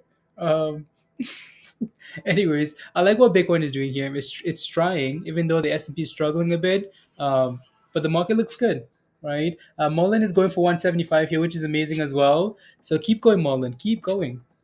He done his research. I did my research, Stuart. A very nice looking lady. Yeah, very nice looking lady. XRP, is XRP going? I mean, XRP should be moving up as well, but it's barely gone anywhere. Like crypto's all green for the most part. Like most of the list is green, but that's not enough. Um, got the whole history of the family. Yeah, virus. It was Gary was trying to get the digits long ago. Was hiding in the wardrobe when he came home. No, knows shoe size. What's we should have thought of her name, guys. Stuart. No one caught her name when she said from this person from this place. No one did. Okay, well, oh well. I guess we lost it. Don't worry, she's gonna send us. She's gonna send us. But if you're watching, Stuart and Robert are interested, so send us an email. Email at the top of the screen there. We have some Michelle. Wow, look at this, guys. Look at this. Stuart has the name down. Michelle. So Michelle, if you're listening or watching, um, and you're at the Fed meeting, send us an email, please. Email at the top of the screen there, and we will send you an invite to Discord. Here you go. But you have to become a member first. So don't act like you weren't interested. I have nothing to say to you, Stuart. She's only gonna send me a restraining order. Michelle used to be oh yeah, Michelle, right? Diamond. Mitchell. Oh man, Robert, do you like the okay? Yeah, sugar mama. Gary wants to be my sugar mama. Um, Applications open. um, I don't know what to tell you. No, but Musty, like MULN is trying. It's gone from like red to green here. That level of support at like 150, right? Which it's holding. It pushed sold off all the way to like 152 here, and then recovery. So that's a good sign. I mean, that thing still needs to clear $2 because it's rubbish. Those shares would have been a lot easier to deal with, Musty. So you guys are criminals, absolute criminals. Neo to the moon is getting you're getting rich. You guys are bots. Like all these bots coming in the chat and saying, "Oh my goodness, I'm getting rich. Share some of these money. Give us some monies." You guys are all saying you're getting rich. Where's the monies? Nice work. I'm pretty sure that's a bot. That's a bot. Um, Even though Neo looks good, right? Neo looks really good. The fact that the market is pumping and that Chinese again, China said they're going to be propping up all these Chinese stocks. That's a double whammy. That's a good thing for Neo and like Alibaba and all these names, right? So Neo looks good. Or both, both, Peter, both. Rolling the stream back for yeah, right, Joe. Oh yeah, Stuart is rolling the stream back. Baba, yeah, Alibaba has done really well today. Like really well. So, um, never expected it. It was very strong. Anyway, so look at Baba, guys. Wow, that's a strong day for this thing here. Really nice gap up. Why? Because China had some news for these Chinese stocks, right? Some news came out overnight, right? Stuart posted that in Discord as well. And then again, the fact that the market's been strong today, Alibaba has done well, and also the fact that this thing's been destroyed for so long already, it's done well. Her name is Joel in Kent. So you heard Robert? Unbelievable. There are more criminals in the chat. Look at this. Robert was listening. Robert wasn't saying anything, but he was listening. Uh, research is king. On the S&P, the dead cross is supposed to be a bearish indicator, right? So when a shorter term time frame crosses below, when a longer term time frame crosses below shorter term time frame, right? Right, like the 200-day moving average and the 50-day moving average, right? And then that's when you get a death cross, right? But honestly, I don't care, right? I just want to see what the market reacts. Like, there's more important things than those moving averages, like the Fed and Russia, Ukraine, right? Invalidated. There you go, right, Roger? Yeah, there you go. So I don't really care about that stuff. All we paid attention to today was the Fed. Oh, here comes another one, guys. Newton, I'm getting rich. Look at that. Same thing. Why do you? Who programs these bots? I'm getting rich. Neo to $100. I mean, like Neo is just green today for the first time in like 2 years. Just kidding. But delayed indicator. Yeah, exactly, Gary. So S&P was crashing already. If you wanted to short the S&P today, you're in trouble. And benefits. Yeah, it's that stuff is always delayed. Always delayed. What time is it here anyways? So 40 minutes, 24 minutes left. Yeah. Nice comeback on Neo. Yeah. What does Neo look like anyways? So that thing was $13 yesterday. Wow, $13 yesterday, guys. Wow.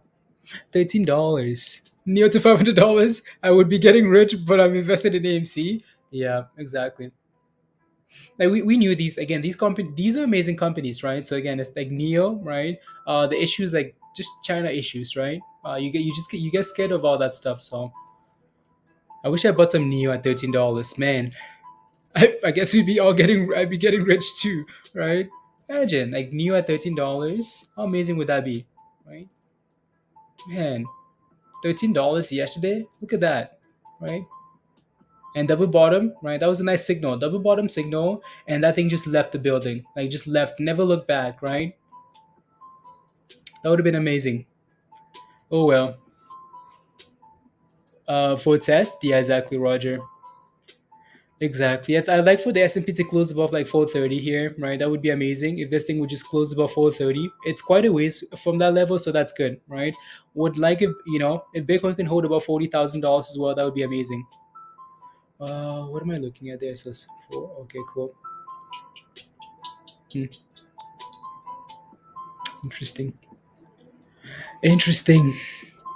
Never. If you want, you have to dig gold. Yeah, they did, Bill. They did. There was some news out of China. They're planning to support these stonks on foreign exchanges. They're planning to prop them up, right? Put some monies in them.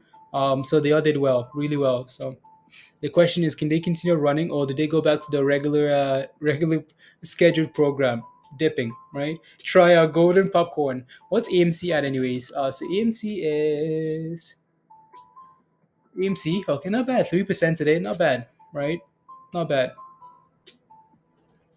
It's just again, people can only some people can only take so much, right? When you just when it's just rubbish for rubbish after rubbish after rubbish, people just get tired. So AMC is gonna need to go for a little run here to regain that momentum and then run, right? So am I streaming tomorrow?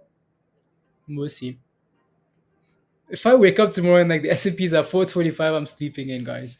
Um, I don't want to deal with more volatility, more up and down rubbish. Increase that. No,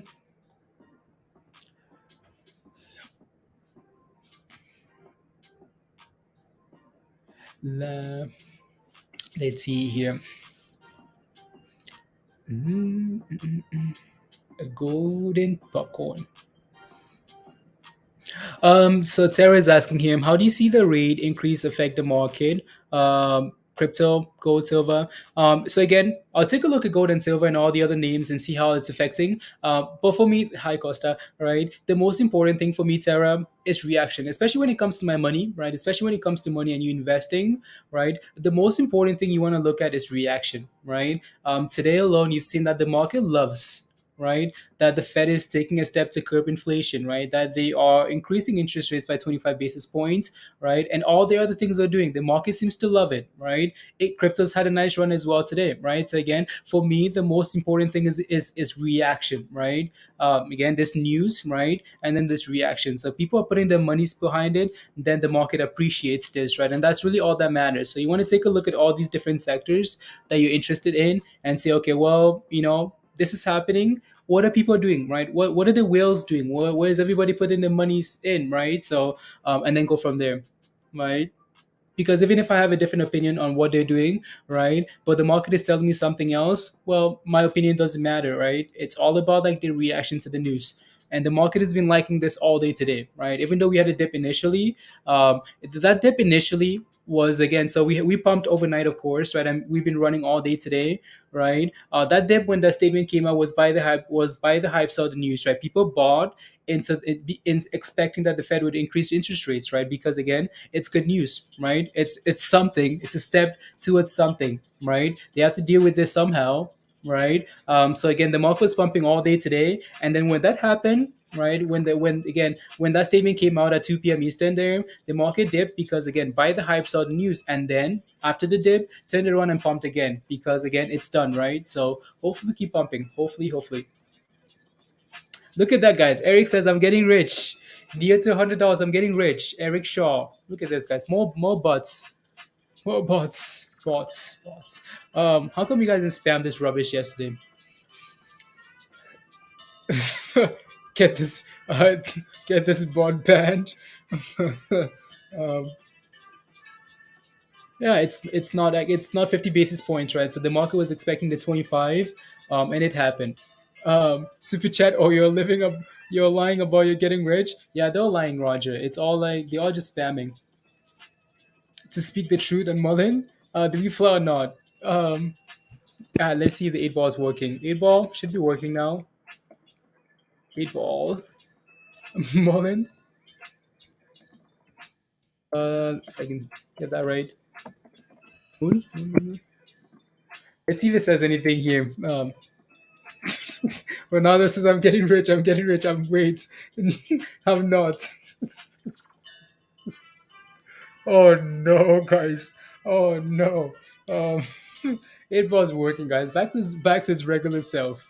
Useless bots. Anyway, so yeah, AMC. Look, AMC is above $15, guys. Sitting at the highs of the day now. Well, no, it's not. But it's above $15, which is nice. How do you view the market running short term after this news? I like it, honestly, Stuart. Anything that carries the market high, I'm happy, right? So it's a lot better than like we're trending in the right direction, right? So it's still very early to tell, just like it was when the market was dipping earlier, right? Again, when the market was dipping, when that statement came out, we said to wait, give it a few, right, and see what the reaction is, because that initial reaction when news comes out, sometimes it's just panic. It's not the momentum that carries things forward, right? um, so again, we look good for now. We're trending in the right direction. So my advice would be to, again, give it 24 hours, right? If we're still holding about 40K, and trending towards the 42s, the 45s, I think that's a really good sign, because now the market is accepting of all this, right? So it's a happy community. Yeah. Government corrupt.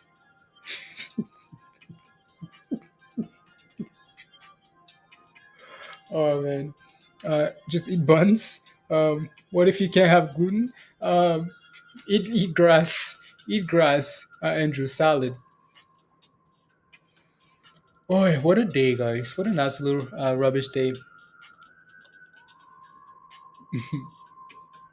Gets stowed away. Telling us jokes. Eat ball. telling us jokes. No, Stuart. Again, like I like that we're holding $40,000. Hopefully, we're moving towards the 42s now. Not like yesterday where we pushed to 42 and then back to 39. Like, what type of rubbish is that, right? So if we can consistently just rise, and that's why like I like reaction. Like I like news reactions better than like the actual news itself, right? So we seem to be doing good. Like Bitcoin is up 3.5%. I like that, right? S&P is green, holding about 430. I like that. That's good for stocks, right? It's been crazy how is already exactly Stuart. Like it's crazy. Like this year's been quite impressive. Sleepy time? No, no, not yet. In 15 minutes, and then I'll be watching soccer. Then I'll be watching soccer, and then I'll get some food, and then take a nap. Eat wheat? Yes, Andrew, eat some wheats. Eat some wheats. Like the next country to legal, yeah, yeah. Hopefully, they use can they use XRP as a legal tender instead of Bitcoin, please? Please, Stewart. We need some monies. Otherwise, otherwise we'll be walking back from this ski trip, Stewart. This week, been patiently waiting. Zeke, that's okay though, right? That's okay. If you're not sure, sit on your hands. Score predictions.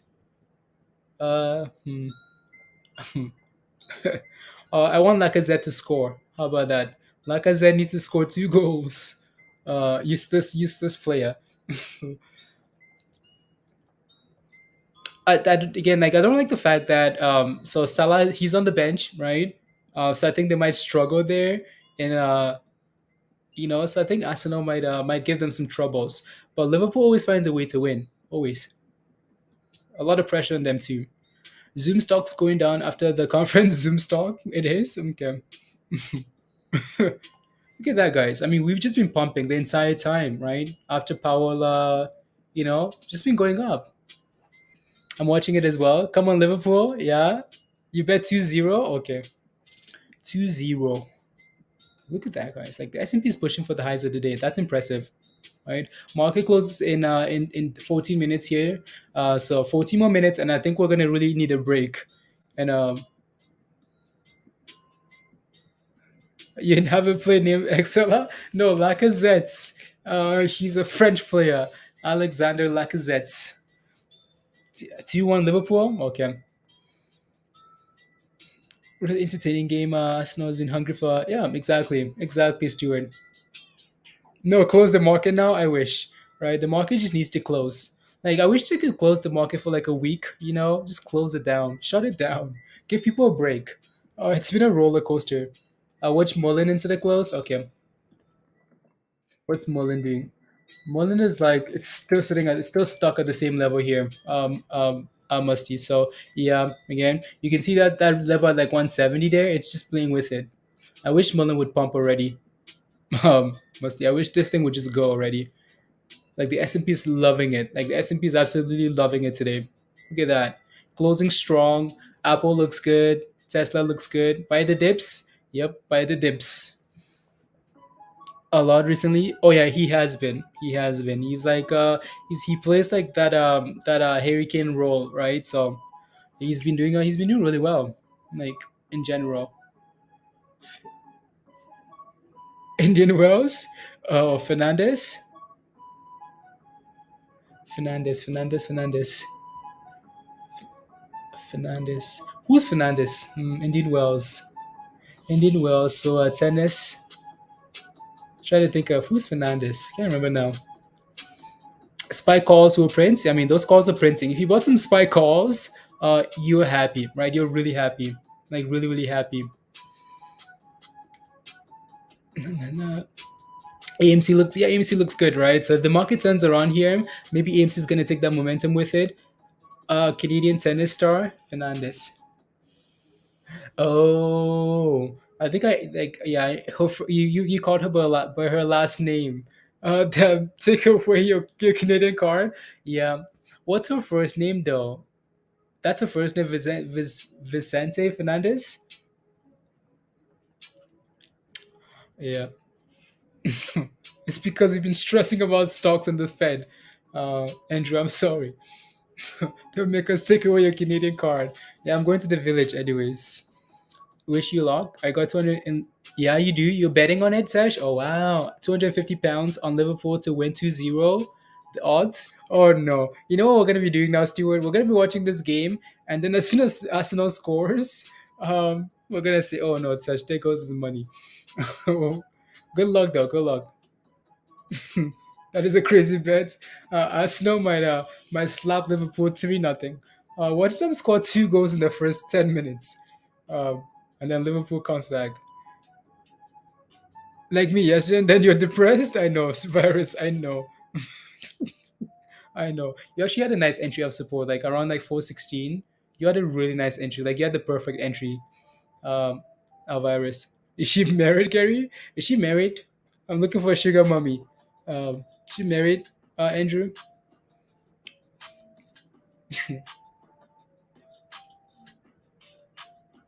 Struggling to see, yeah. Will the Egyptian king score? He's injured. He's on the bench. Look at this, guys. Like the S&P is sitting at the almost at the highest it's been all day today. Like it's 50 cents away, right? Almost. After all that rubbish, here we are. I wish Bitcoin would score. I wish Bitcoin would react better to this. It's a lot like in terms of reaction, it's a lot more stagnant, right? I wish Bitcoin was pumping as well, but it's about $40,000, so we can't complain. For us to be interested, no, I'm interested. Any monies, Stuart? Any monies? Any monies? Stuart says female tennis doesn't make no any monies. I'm interested. Look at the S&P. Oh wow, that's one ugly chart, Trevor. Yep, shorted at $100, $90. Does she have a suitable wardrobe? No, any monies, please.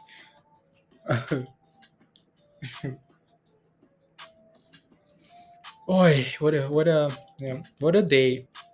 There goes Bitcoin. Come on, you can do this. Get about 41. Get about 41. Don't forget to smash the like, guys, if you haven't already. Smash a like. Hit that subscribe if you're new. And if you want to come join us in Discord, come join us in Discord. And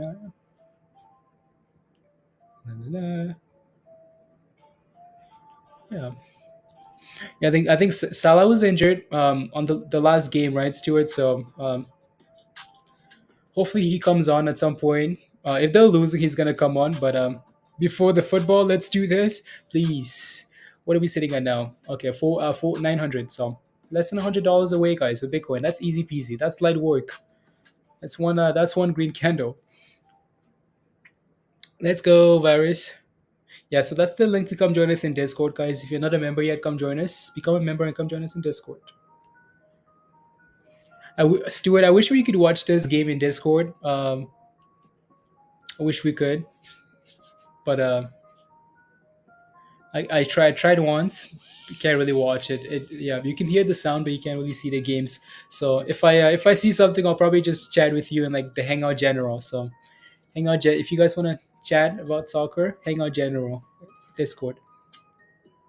They're now 115% virus. That's annoying. That's frustrating. That's frustrating. Frustrating. 30%, 115. Wow. Man. Painful. Oi, is it a Friday yet? Today deserved to be a Friday. Like it deserved to be a Friday, so crypto could carry this momentum in its own over the weekend. I don't wanna, but I think we might just be out of the woods. Honestly, we might just be done, right? And this is all we've been waiting for the Fed to eventually do what they're gonna do, so we can move on, right? Can I take a look at INDO? Yeah. I hope MULN gaps up over $2 after hours. INDO is yeah, it's closing strong, Kimber. It's closing strong. It seems to be starting a move. Yeah, it's trying. So over the last 2 days, it's been holding $25 here, which is nice, right? I mean, so if you're willing to take a gamble and set a stop loss just below 25, maybe, right? It's trying to find some support here, which is nice. Like, there's not a whole lot to this chart, honestly. Like, the volume is not the best, not what we're used to on this, right? But if you're willing to gamble like around 25 there, yeah, you know. Hmm. Yeah, it's like you might need to take a look at like oil. Some discords would. Yeah, right. You're right, Stuart. Yeah. Hmm. Yeah. Now, Kimber, you have the interest rates. I don't know though. I don't know.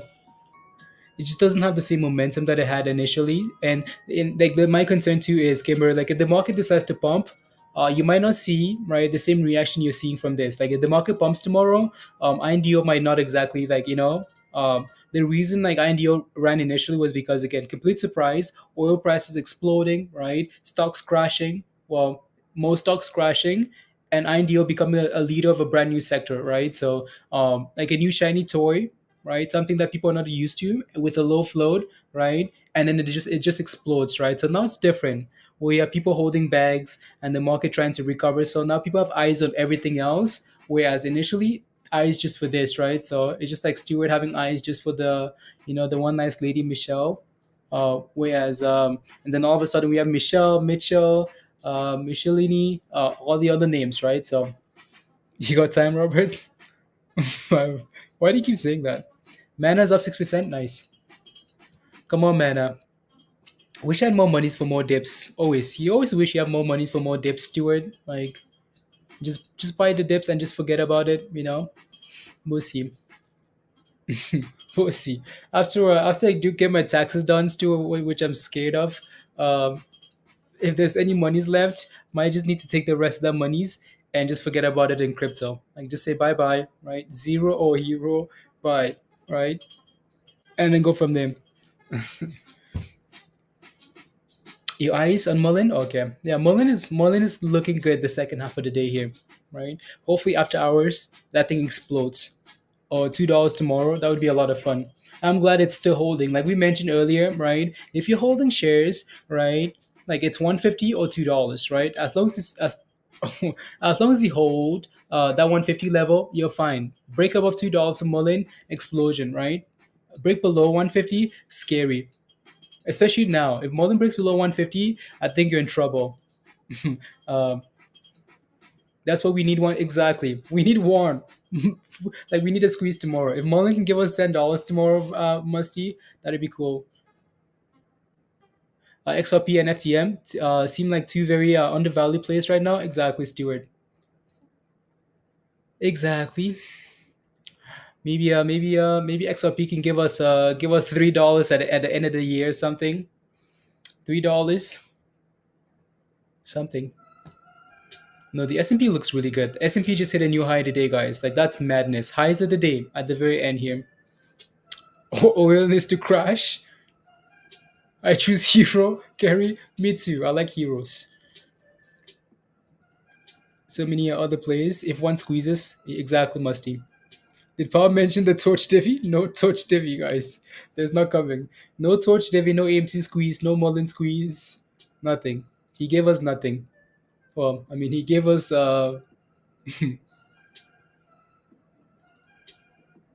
most XRP army expecting bigger gains than that. I hope so. I hope so, Stuart. But in the name of modesty, I just want to be if we get anything else, if we get like $10, what are they hoping for end of the year, Stuart? I know we've seen people like I've seen videos of people comparing like Swift and saying $10,000, $12,000. Okay, how about XRP gets to $3,000, right? I mean that'd be cool. That'd be fire, right? We can make some monies, right? Um,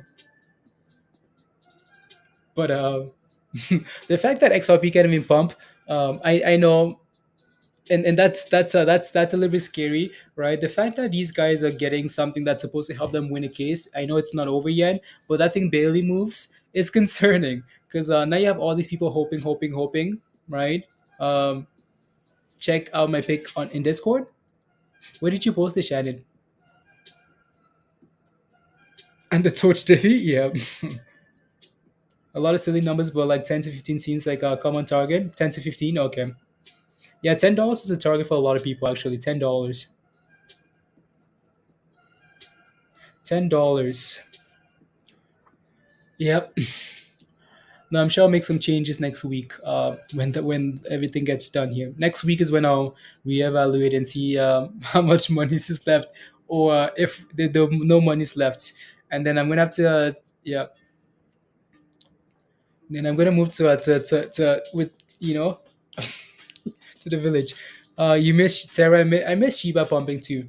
I miss like some of these meme coins just pumping. Miss that. I said when some big exchanges listed. Yeah, exactly, Stuart. Well, look at that, guys. S&P. When was the last time we saw the S&P at 435, guys? Look at that. Stock General. Okay, I'll take a look.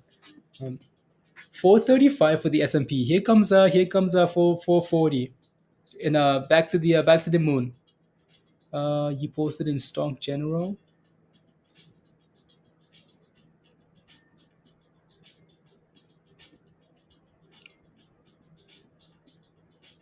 Is that a deer?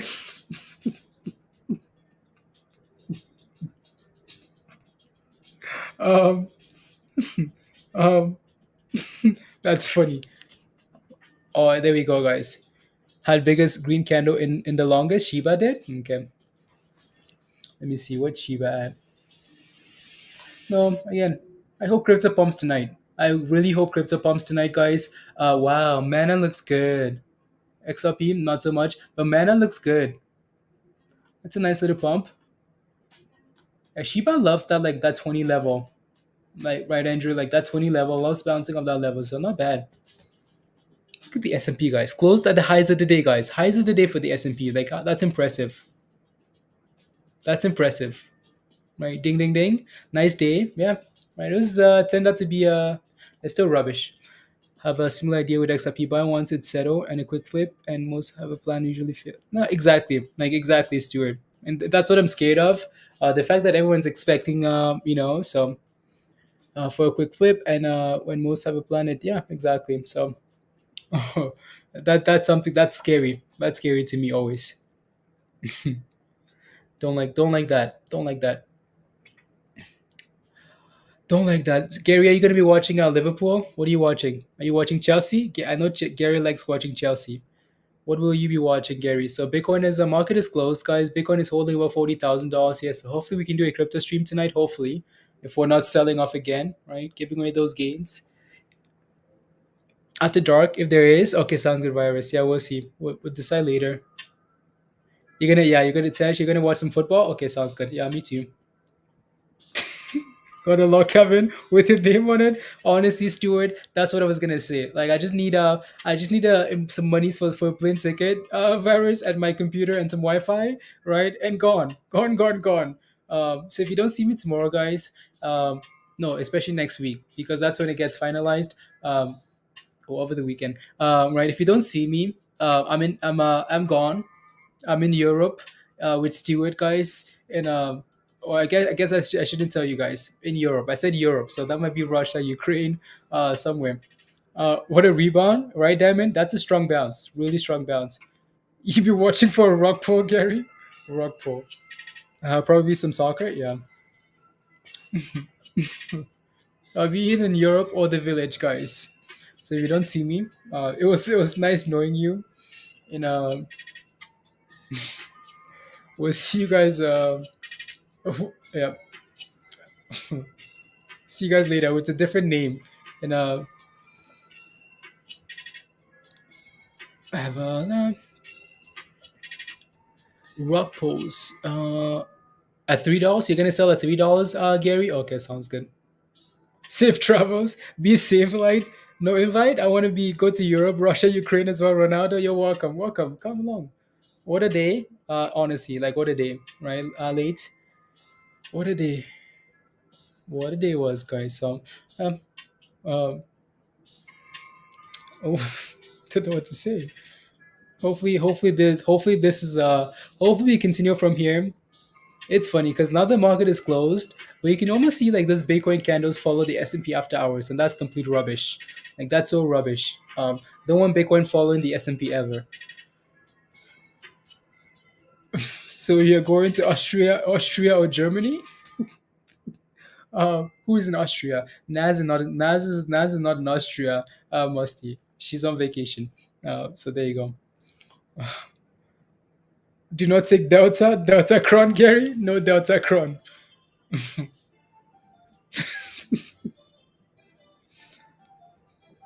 On SPY from tomorrow, snapback, MS. Mm, yeah. Play today following a strange buy. Block detected. Okay. Was nice chatting with you all. Wish I was a better investor in the market. That's okay. It takes time, right? We're always like we're all learning. We all make mistakes all the time. All learning as as we go along. So don't worry about it. Right? Just keep watching. Hi to low. Okay. Alrighty, guys. For those of you guys watching soccer, guys, just chat in the Hangout general, and I'll join you guys there if you're watching whatever you're watching. Fibonacci, yeah. There you go. So thank you guys again very much. 1.2K gain today. Wow, you pay for these tickets.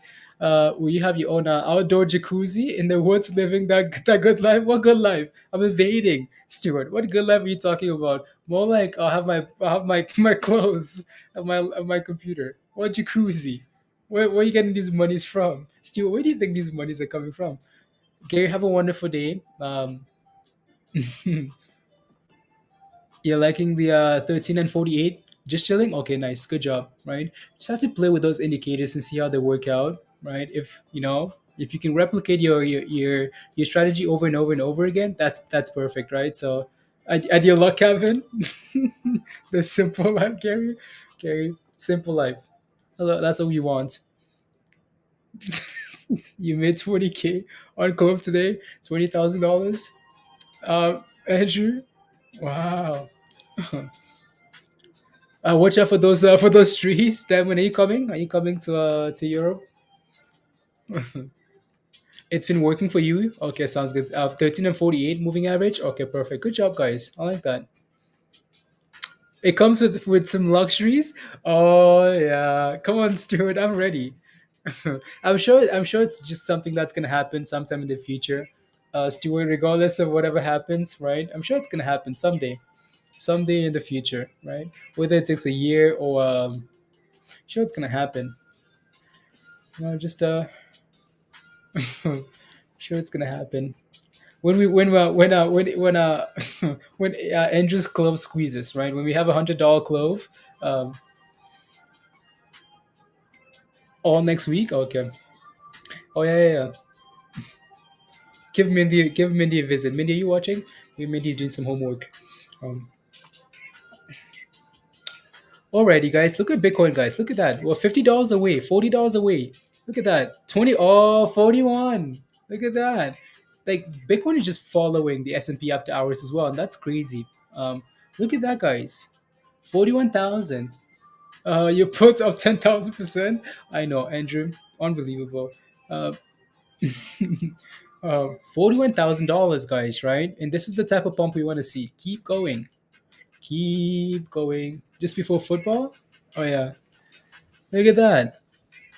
Let's go, right? We couldn't leave until $41,000, so now we can, right? So hopefully this momentum continues so we can come back tonight and talk about crypto, mana, and whatever else we want to talk about. La, la, la.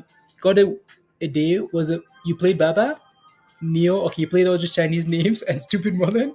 What a day was good, yeah. So Baba did really well. Neo did really well, right? So those Chinese names did well, right? So there you go. So now that the Fed is over, hopefully we can move on from here, guys. Hopefully we can move on, right? We've been waiting for this March 15, 16, right? March 16. We've been waiting for this day for again. Hopefully the market to turn around and pump. Look at Bitcoin, guys. All the monies.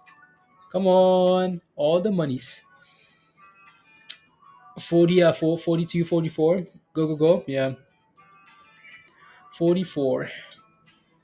Yeah, I want to see 42 there, Gary, and then 45. That 45 is a big level for Bitcoin. Big level, right? You take a look at like the daily here, for example.